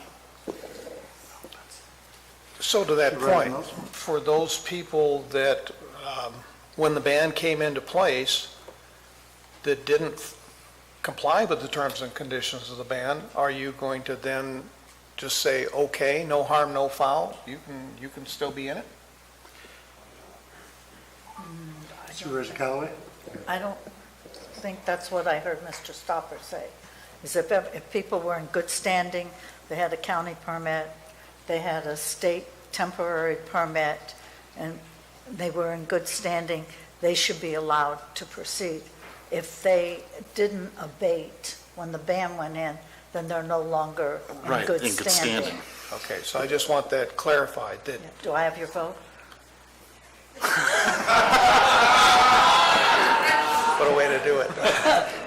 The point is that we need to be sure that even though they may have been in good standing under the UO, but did not comply with the terms and conditions of the ban and did not abate and clean up, and I have several in my district that I can go walk right to today that are in that situation, are they out of this discussion? Or are we just going to ignore what the previous board decision was and move forward? I would recommend we not ignore what the previous board did. We have, if you're in good standing, you paid your taxes, you went through all our process, you closed up your shop when we shut things down, you should be at the front of the line. So in other words, for those that are not current on their taxes, that is also a reason to remove them from the list. Is that what you're saying? Supervisor Stopper? There's multiple on my list right now that haven't paid their taxes, but the county's still allowing others to get caught up, so that, How do you work that out?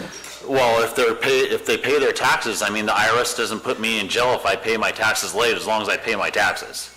Okay, so you're saying then your recommendation is to staff to allow them to come current with their taxes, and that puts them back in good Right, standing. but if they violated on compliance or abatement, that does not put them in good standing. That at that point, they would disqualify themselves. So there's multiple facets to it, but everyone's given the opportunity to pay their taxes before they go to jail. And I would add that they would probably do that up front.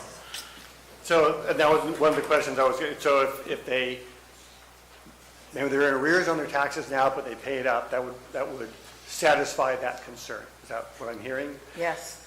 What Yes. about other violations? You heard from code compliance in building that people took out building permits to come into compliance with the code requirements, but then never followed through on finalizing that permit or making the improvements necessary.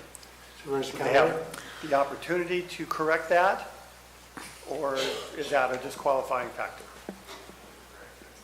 For me, our position as a county has always been to try and have people come into compliance. And, because it's expensive to go into like an abatement process. But the part that I don't support, and it probably doesn't fit in with this, I don't believe it should be mandatory that there is a residence on a grow site. There are some growers in here, I know, have a house that's on parcel A in Murphy's, and their grow site is in Copperopolis. Why should they have two houses? I don't think that's necessary. The issue is security. The issue isn't. So, Peter, I guess. I think we're getting sidetracked on that issue. Let's circle back to that, but let's talk So, about the. so I guess for coming me, into compliance with- okay, so I guess for me, if the code is because they haven't built their house, I don't think they should have to build a house. Well, that was not a standard under the urgency ordinance, so that would not be a requirement. I thought it If said they had to built- do. If they had done construction, maybe they converted an outbuilding Got it. to Okay. a commercial building, All right. but they didn't get permits for it, that's what we want to Then have. for me, in the usual culture of Calaveras County code enforcement, we would allow them to come into compliance with any code violation. The point is since the ban, these folks have been given literally a year plus to make the necessary corrections or to remove their permit with code or building department. If those have not been done, how much longer time, how much more time you want? You want a year? Let's decide what number you're going to talk about to come into compliance, if that's what you want to do. Supervisor Stopper, do you have an opinion on this? Clear path to compliance, set a time frame, and I'm not one to make a time frame up because every issue is different. I sat through too many hearings where I saw a lot of people gaming our system. Yeah. And I didn't appreciate it. I'm not, I think that there's different levels of stuff. If somebody who's clearly gaming it and, and never had any intention of doing something, which is sort of tough to tell. exactly, it's a bit subjective. But if they've made an effort to come into compliance, we ought to consider it. But if they said they're going to go get a grading permit and they never did, no way. Yeah, and I agree. That's part of what was happening but I think we've got to leave it up to staff to determine what that was. Maybe you guys can figure us a path. We can try. We're supposed to give you direction. Right. So what I'm hearing. Maybe a time frame in the sense that, look, if you've cleared out these building permits per se, by the time your application is final, because there's going to be a timeline here, right? Well, I would We'll be hope so. discussing that here in a little bit, but I mean, I don't, never mind. My thought was sounding good to me when I was thinking it, but it's not so smart now. Chair, one thing that I guess what I'm getting from this is, and one question that came up throughout the morning was whether growers would be able to cultivate prior to having the county permit in hand. So I guess the question would be, staff can continue to work on an application with a grower as they work through the process of coming into compliance with all of the various outbuildings or other structures that are unpermitted, getting them up to compliance, fully permitted, and the final permit that would issue would be the right to cultivate. So everything would be in full compliance by the time plants go in the ground. So I guess the question is, can you cultivate before you've got all your permits? No. Excuse me, this is our discussion. That's us. Thank you. Anybody want to start? I think we're running down the road of the urgency ordinance again. Any other business, you have got to go through all of the processes. You can't put anything on the ground till all of those agreements, those conditional uses, if you might call them that, are met. This should be no different. How do we change the rules simply because it's one industry versus any other? We all need to be in the same playing field if you're going to play in the field. Supervisor Stopper? There is a point to that. Everyone else has to be held to the same standard. That thing cuts both ways. So I believe that Megan has provided us a clear path to that. If you have certain permits for outbuildings, better get them done now. No, but growing not before permits? That was the question. Oh, the question's growing before permits. I don't know if the state allows that, does it? No. All right. So it's. Hold on a second, Ben. Really, people, we are having a discussion up here. Will you please be respectful? My bad. We will get our advice from our staff. Thank you. Ms. Morris. I just wanted to clarify. The question is I think staff has all recommended that the board, if this is the direction of the board, that the growers would go through the whole process, be fully permitted before they're allowed to grow. That was one of the consistent comments from staff this morning as far as a drawback or a problem with the UO of allowing something to occur while we're trying to create a program and review applications and et cetera. And so, so it's whether they can grow prior to the county permit to grow. I agree with the Supervisor Stopper. I think it's a state requirement, and I would say absolutely no growing till everything's wrapped up, dotted, and stamped. And I would agree, that's 3. I'm having a trouble on it. If we're talking about cultivators who had before their county permit to grow, and they have their temporary state permit, what are we talking about? Are we talking about more permits again? Or are we talking about a code enforcement issue because the fence wasn't high enough? Or I'm not real clear. I mean, because these are already permitted cultivators. So there were a number of issues where we allowed someone to register, we issued a registration by someone pulling a permit to correct the problem, knowing that it takes several months to do construction, to hire contractors, to get engineers out there, as long as they were in the permit process and were making a good faith effort, then we allowed it to happen. In many cases, nothing ever occurred once the permit was issued. There was never any follow-up on construction or finaling that permit. That's what we're talking about. So there are a number of outstanding people that had a license, people that were in good standing, but because the program ended, we just sort of stopped. We would have gone back, had it been continued, we would have gone back, and they might not have been renewed had they not done any progress on those things that they said, we're going to fix this. So that's what we're talking about. Okay, And we're also talking about issuing a new permit type. Those old registrations are history, they're gone. So we need to issue some new local authorization that the grower can then take to the state in order to get their license. Okay, I understand that. But what I'm hearing then is the responsibility for that rested with the county not having the time or resources to go out and check. I would disagree with that. Okay, People came in, whether in good faith or not, say, okay, I was inspected, I made some, conversion of this building, need to get an as-built permit. They applied for the permit, but they never called for an inspection. Maybe they did or did not make those improvements that were required. There's also a possibility that, this has been, over a year now, and have things changed?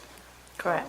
So what we would want to see, what my recommendation would be, is that an application is filed, we make inspections to ensure that they meet whatever standards we have, that if there are any outstanding code violations, those need to be corrected. Now, we could probably do it, there's some flexibility as far as, conditions on approval of the, whatever you call it, the permit, that have to be taken in order to validate it. My concern about that is, and this sort of gets to the next fundamental question, is what type of permit is it going to be? Is it going to be ministerial, where we have set standards? And if you meet those standards, then you qualify. If you don't meet those standards, you don't qualify, just like a building permit. The other alternative is a discretionary review where it varies from the site, site to site. That maybe, it fits on this parcel, but not on that parcel.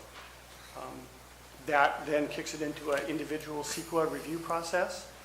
I can guarantee you that we will not be able to get through even 25 applications once this ordinance is adopted to do a full CEQA analysis of each individual site. There's one more thing to consider, that when you say ministerial, it would be very easy for someone to appeal a ministerial decision. Now this is going to end up in front of the planning commission, you're going to move through those hoops. You can appeal any one of the positions. Was more likely to have an appeal over a discretionary action than ministerial. Well, that's my point, though, is that we would be adding that layer in. I want to be sure that that's in this conversation. That's going to be an additional staff time, staff expense. So, typically, we don't have appeals of a ministerial action where there's set standards. The question is where it's unclear, or if it's discretionary and say, well, I can't live with that condition. And the conditions are based on a variety of factors. So of all of those that were denied in the original UO, how many of them went through an appeal process? I know, I'm sorry. We had a lot. Yeah, I didn't want to come up with a number, I'm just saying a lot. Yeah. So it really bogged down the whole system when that occurred, and I just want to be sure that we understand what we're getting into. And I think that there was a different Yes. situation there, because by appealing something, that delayed enforcement of, halt to if they, it's going to be easier to comply with the requirement. It's a ministerial act. Then, if it's ministerial, than to go through a lengthy appeal process in which you still might not win that. So I would think that that would be a better course of action to take if timeliness is an issue for the board. So the question is ministerial or discretionary? Is that correct? Yes. Here's something, I have a suggestion, because I derailed this whole thing earlier, and I apologize about that to everyone, is can you just read off every question to us, and then we can start from the beginning and start over? I know, that's the question. You guys can tell me no. But maybe we ought to. That way I know what's coming down the pike and what crosses over, and, because then I have an overview of what we're dealing with right now. I have no idea what these questions are, Peter. Well, I'll try to summarize it. Okay, sweet. So, and there aren't now necessarily in order of importance, but do we want to make changes to the personal cultivation standards that were adopted with the ban? We're talking about the type of permit. Is it a one-time permit, or is it annual renewal? Would it run with the land, or be tied, or be tied to an individual? Can it be transferred to someone else? There's issues regarding premises. Premises is a term that the state uses for a cultivation site. You could have multiple premises on a parcel. Do we want to allow that? That's like co-location? Okay. Yeah, you could, again, and then we'd have to develop standards, how many premises could be on a site based on acreage, for example. The zoning, clear question we need to look at, and, where indoor versus outdoor might be allowed, in what zones. Minimum parcel size is still an issue. We need to discuss buffers for non-compatible uses, setbacks from property lines, fencing requirements, and I think the residents, having a permanent residence on the property, I don't know that was, I've heard strong opinions one way or the other, but I don't think I've heard a conclusion from the majority of the board. Then there are a number of state licensing requirements that we need to discuss regarding whether we want to rely on the state for compliance or we want to set our own standards. And in some cases, do we want to sort of duplicate the effort to make sure that we have control over that? Example would be the background check process. The state requires a background check. The sheriff had indicated that they wanted to make sure that they had a background check. Things such as, landowner consent. They have a landowner consent requirement. Maybe we want to have our own standards for landowner consent. So there's a long list of more detailed issues regarding OSHA standards, labor agreements, seller's permits.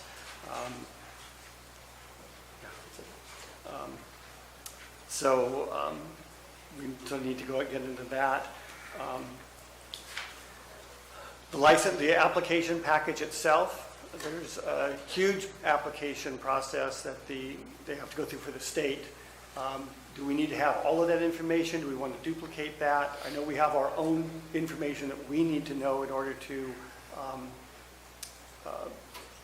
find that they're in compliance with our requirements, but how much do we want to overlap with what the state is doing on their application packet? We do want to make sure that what they've applied for with the state is the same as ours, so we would have to, we need to compare site plans and descriptions of the cultivation area, that kind of stuff. Noise from generators, that's a concern. I think we've clarified the issue about getting local permits and state permits before cultivation begins.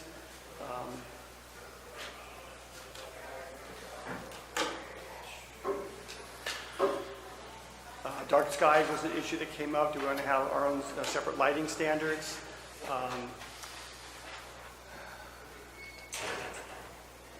Odors came up a couple times, Peter. Oh, yeah. Well, how do we address odor issues? So I guess I think that there are a few other specific things as far as enforcement. Do we continue to use 806? Do we want to have different enforcement provisions in a new ordinance? Revocation proceedings, do we want to require posting of a bond? I guess that sort of runs sort of the gamut. Okay. Types of questions. Thank you. I have a better understanding where we're working towards right now, so I can. Peter, what was the question? I apologize. It's been a long day. It's Tuesday, isn't it? Yes, it's Tuesday. I think we were on we're discussing the type of permit, whether it was should be Ministerial or discretionary or discretionary? ministerial. Ministerial, Supervisor Callaway, Supervisor Stopper, Ministerial. Supervisor Mills? No comment. Very well. Ministerial, say 3 ministerial votes. Let me jump back for just a minute on, on personal cultivation. Is there any desire to modify those standards that were established with the ban, the standards right now, or is it indoor only, and you must register with the planning department? I will tell you, we have 7 registrants. State regs. Yeah, I'd almost like to take that on separately because we could get lost in the proverbial weeds on that pretty quick. Because then we're saying, state regs, you're in outdoors at a 2-acre or 1-acre lot, and things are different. I would actually prefer not to take that on in the middle of this conversation. I don't know. It's pretty hard to do without it. Well, I would agree with Supervisor Mills that, it's a component. We could simply say, hey, what we adopted with the ban, those still apply, and that's fine. If you want to... Okay, we'll take it on. I don't know that registration is really serving any purpose at this point, considering I'm sure there's a lot more people than 7 who are growing for their own personal use.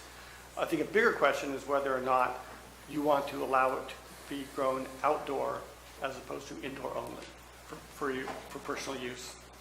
And we cannot regulate beyond that.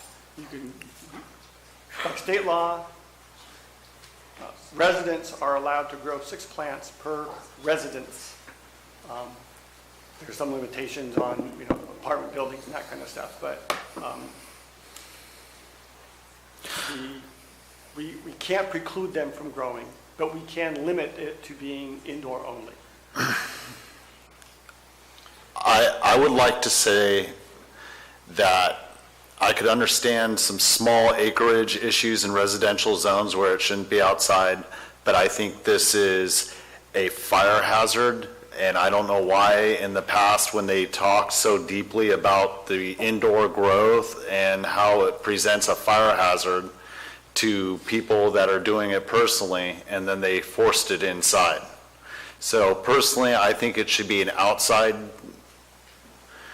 and with possibly looking at maybe a minimum acreage, because I don't think it belongs on 8 acres in certain areas, but that's just where I'm coming from. We have to allow indoor cultivation, but we can't force it all to be indoor. Right. Yeah. Supervisor Callaway, Supervisor Mills? Well, despite the fire hazards, which I'm fully aware that they do occur, and the difficulty of growing indoors in residential areas, it's got to be indoors. But we just can't push that to an outside situation. It's too close to neighborhoods. If we're within 300 feet of a neighbor because we want odor control, how do you really gain that number?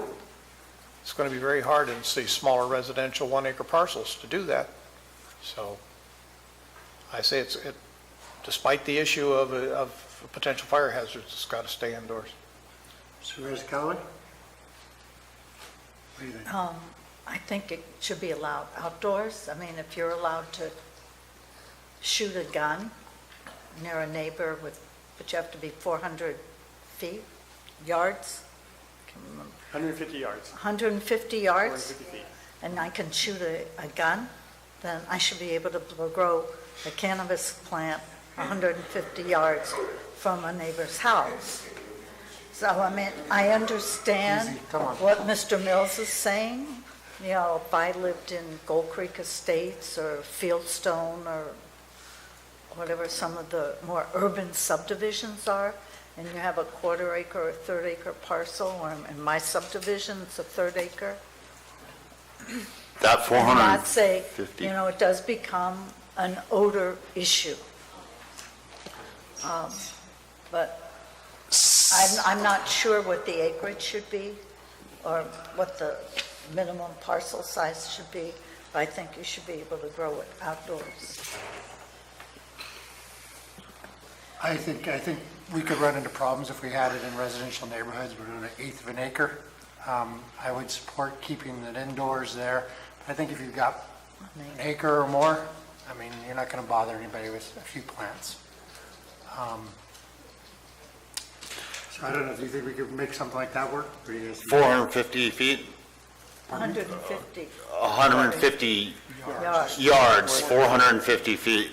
Oh, thank you. Same smell. You're not going to get it into a parcel. Right, no, you're not going to get into 1 acre parcel at 450 feet. I think that's more than fair and something I can support, Marita. I think that's a phenomenal idea. So if you're 450 feet from a residence or from a property line? I think, I think what we can do is From a play with those residence. numbers and come up with a minimum parcel size that would essentially create a potential buffer of that amount of space. We had a 200-foot buffer on the UO, correct? In some areas? That was for the Yeah. commercial. Right. There was just the minimum setback, I think it was 30 feet for. Yeah, they had a 30 on a, right, Yeah. okay. I would like to see what you guys come back with that sort of suits the general concept that we're talking here, where we're not going to smell out neighbors, but we're also not going to make someone build a greenhouse when they've got a 40-acre ranch. And then the other question along those lines are, do you want to retain the registration requirement? No. No. no. If you only have 7, I think that speaks pretty loud and clear.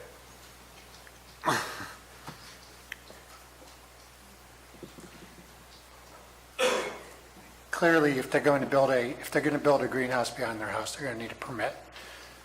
So as long as it's permitted and legal structure. Okay. Permit type. We decided it was going to be ministerial. Is it an annual permit? Is there a limitation on the time? There was some discussion earlier about this being a pilot program. Do we want to establish some limit? Is there a, will this sunset after a period of time? And then do we want to do, is it a renewal of the permit? Is it simply a review to ensure compliance like other permits? Would they actually have to reapply each year? I think those are sort of the questions as far as the time frame. Mr. Mauer, what does the state law say? Does the state say it's annual? Yes. So if the state, once, oh, that's right, it is an annual. So once the provisional permit becomes annual, then, for the state, then they have to have an annual permit. So at this point, I would go with, as closely with the state to an annual permit. Or renewal, I believe that's what the state calls it. I mean, truly, at some point, I would think, after 3 years, 5 years of good behavior, you go to a 2-year, 3-year, but we'll discuss that in 3 years and 5 years. Supervisor Mills, Supervisor Stopper, you want to weigh in? Well, something to think about too is the amount of footwork that's going to be required in preparing to confirm for a renewal. Or are you going to have, are we going to require staff to spend the time confirming compliance as part of a renewal process? And how long will that take? Well, that's something we definitely have to look at and try to budget for. Part of the next big step in the process is what's it going to cost us to do all this? It's not going to be just your office. I'm looking at the building department and code enforcement. Oh, yes. There's a lot of We're environmental health. painfully aware of that. Okay. Supervisor Stopper? Annual. Pardon me? Annual. Annual, and I appreciate the thought of the pilot, but if we're asking people to make a pretty hefty investment, and they want to play by the rules, we shouldn't suddenly cut them off at an arbitrary date. What about transferability? Ability, and what you mean by that is the ability to sell or give your permit? Right. Sell your business? Right. Or if you're on a too small of acreage now that you can move your business to a different place in the future? Okay. That's a separate question. So if Are we I gonna got a allow- license and I decide I don't want to do this anymore, but Ethan over here says, I'll buy your, he would have to obviously qualify under all of the, go through a background check and meet the state requirements, but would that be something that you would want to allow? Yes. Supervisor Mills? I think it needs to be standalone. Supervisor Stopper? Yes. I think that if somebody builds a business, they should be able to pass it on to their children or sell it. Yes. All right. Zoning. What zones do we want to allow this to? And that then gets to your question of if someone was qualified. And let me just sort of run some numbers by you here. I went through the list of the state licensees and not knowing what minimum parcel size you might land on. If 20 acres is the minimum, there are 21 qualified registrants in the A1, the AP, and the GF, the General Forest Zone. How many did you say? 21? 21. These are people who are gone through the process. That were registered, were in good standing with the county, and got temporary licenses with the state. We had... Peter, before you move on though, but as we think about this, for those 21, of some of those that didn't comply with the ban and clean up, we could be dealing with a lower number, correct? That's possible, yes. All right. These are just from the list that we received, and then we ran it through our zoning and minimum parcel size. There are 7 that are in the residential agricultural zones of 40 acres or 20 acres or more. We had another 44 that were in an unclassified zone. I did not bother running how many were in the RR zone because I sort of got the sense that that was where we had our biggest concern. On the unclassified, did you have an acreage cutoff on that one? No, it's also 20. And I also have it for 40 acres, so those numbers just... The number didn't smaller. change for 40 or did? Well, if it were 40 acre minimum parcel size, there were 18 in the ag and forest zones, 4 in the residential agricultural zone, and 26 in unclassified. And we're only talking outdoor right now. We're not talking indoor or indoor grows because there's M2 and... Indoor cultivators as well that were in industrial zones. I didn't differentiate between indoor or outdoor. I think we should have a separate conversation on that. Yeah, definitely. Yeah.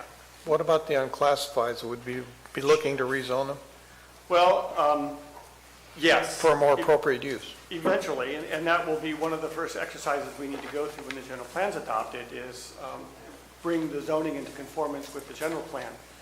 It's not automatic that everything zoned and classified is going to end up in A1. It could very well be residential, it could be residential ag. It depends on, parcel size, location, surrounding land uses.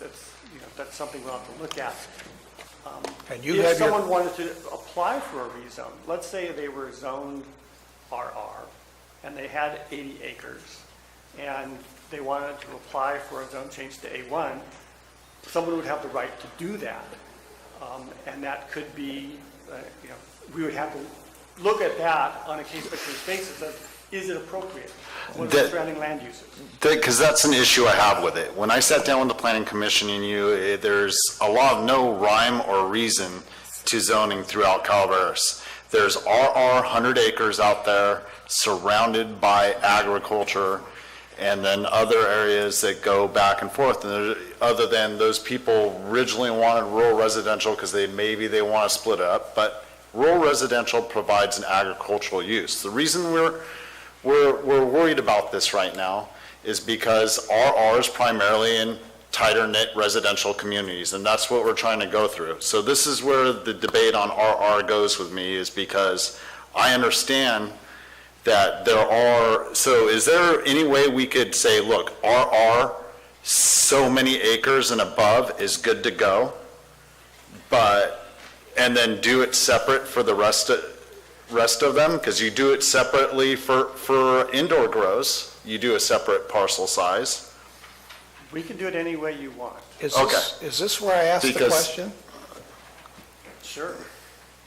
Define RR. So, we don't have a definition per se, but we have a purpose statement. There you go. 1722-010, the purpose for the rural residential, which falls under the broad category of residential zones. The RR zone is intended to provide lands for personal ranches in which residential use is the primary land use. The RR zone is established to permit small-scale farming primarily for personal use and not as the primary use of the property. I'll contrast that with the residential agricultural zone, which falls under the resource zones category, which includes forestry and ag zones. The RA zone is intended to be a district in which an equal emphasis is assigned to the residential and agricultural uses. The RA zone is to provide lands for small-scale and personal-scale farming and ranching, as well as larger residential parcels. So what you're saying is the RR zone, the residential use is primary, Yes. and all other uses are secondary. Not Under the RA. purpose statement. Under The the problem purpose that we statement. have with that is if you look at the list of uses, agricultural activities is a permitted use. No, I Yes. understand that. So so we don't, there's an inconsistency in our zoning that says, here's a purpose statement, but we don't have any qualifiers that the ag use is limited in scope, or there has to be a residence first, or any of those things, it's a permitted use. And so we have a lot of RR zone properties that are primarily used for agriculture, because there's no way to regulate that. And that was to Mr. Stopper's point, is there's an inconsistency that needs to be cleaned up with the general plan update, or after the general plan's completed. Let's, That's another discussion. You're correct, it's a very big discussion, so maybe the question is, we all recognize, I hope we recognize that this is, we can adjust. We need to we're trying to narrow things down. Right. So the question I think that before us is, instead of which one, let's just check them off. Is there anybody who would support growing in an RR zone?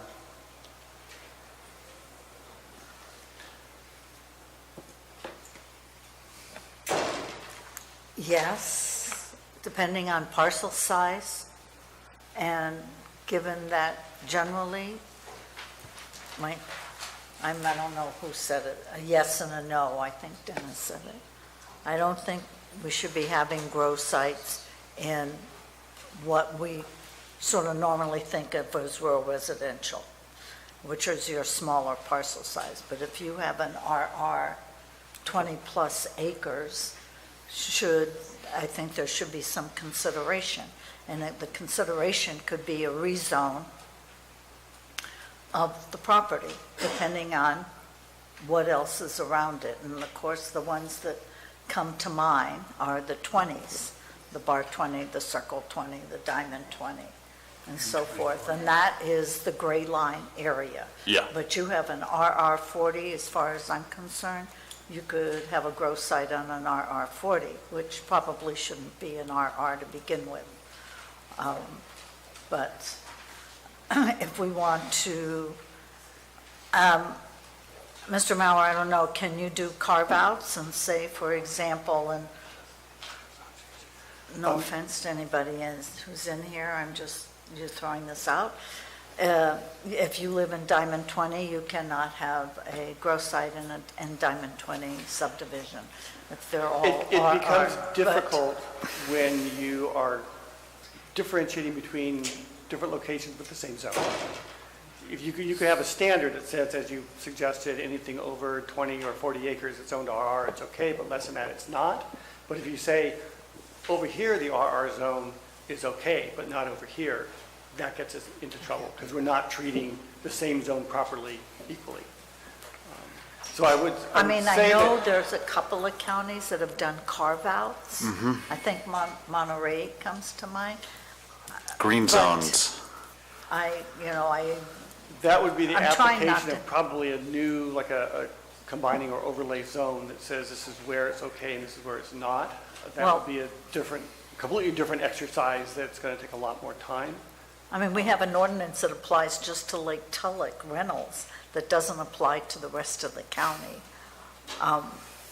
So I'm, You have a lake that's got rentals?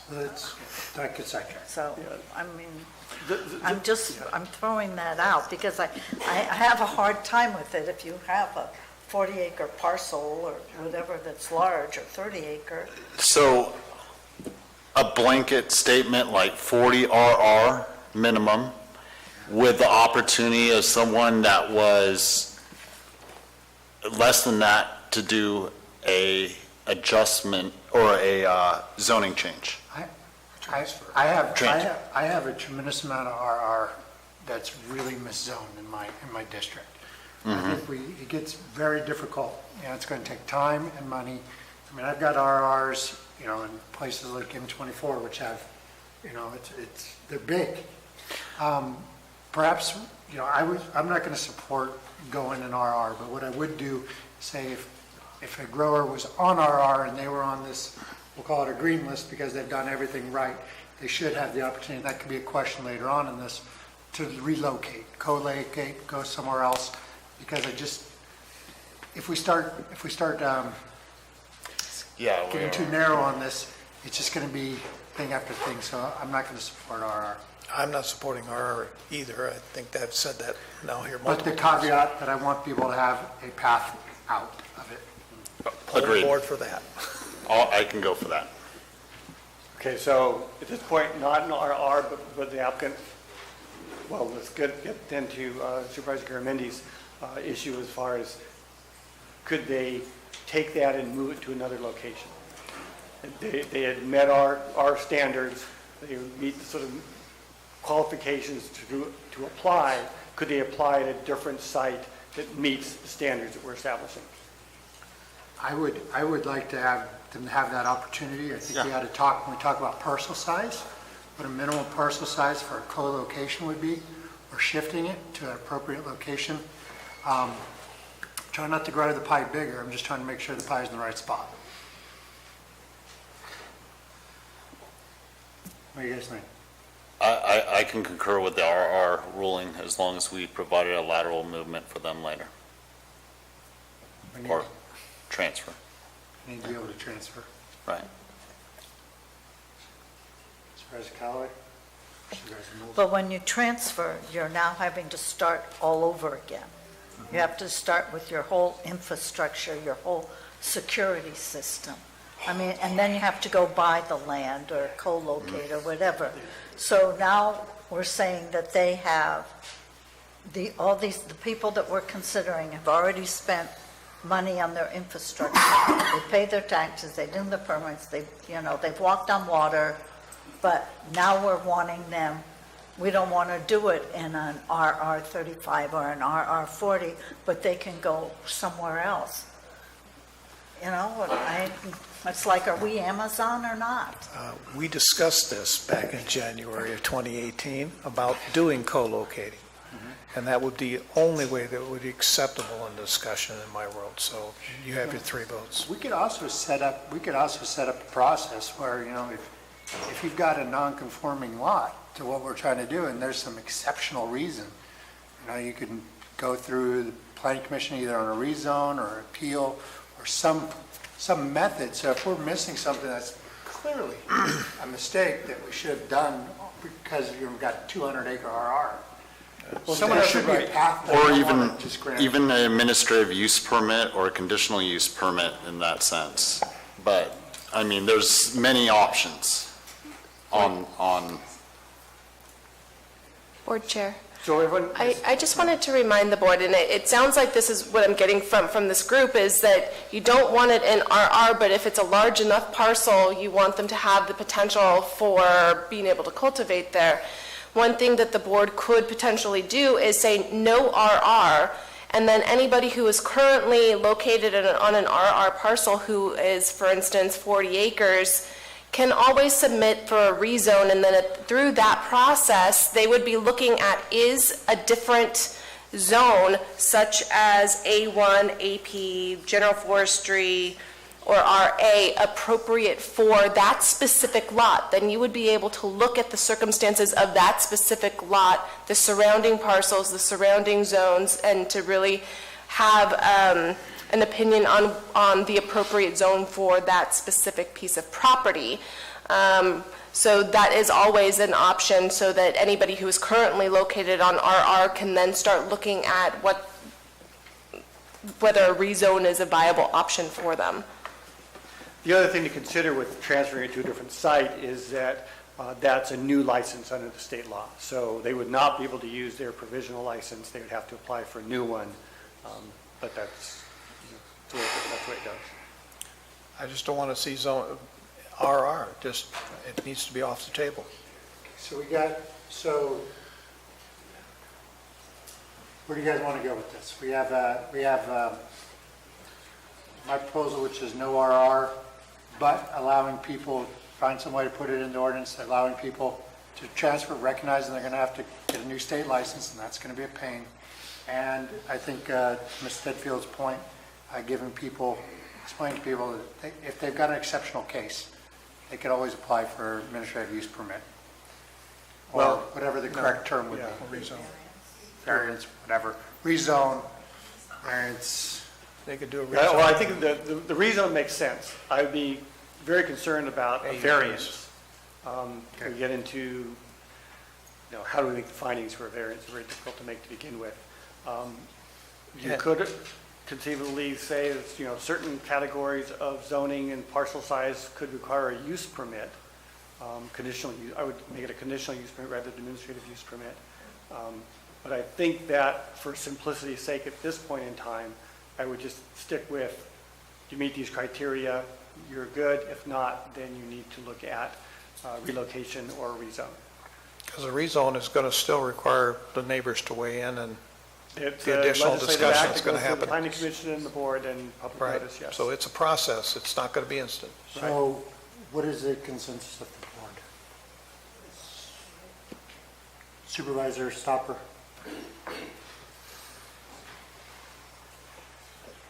RR's pretty much every HOA and area that I'm concerned about in there, so that's the reason I'm not just gonna roll with RR, so with a rezone or the other terminology that you used just now. Supervisor Mills, I think I got your opinion already. Supervisor Callaway?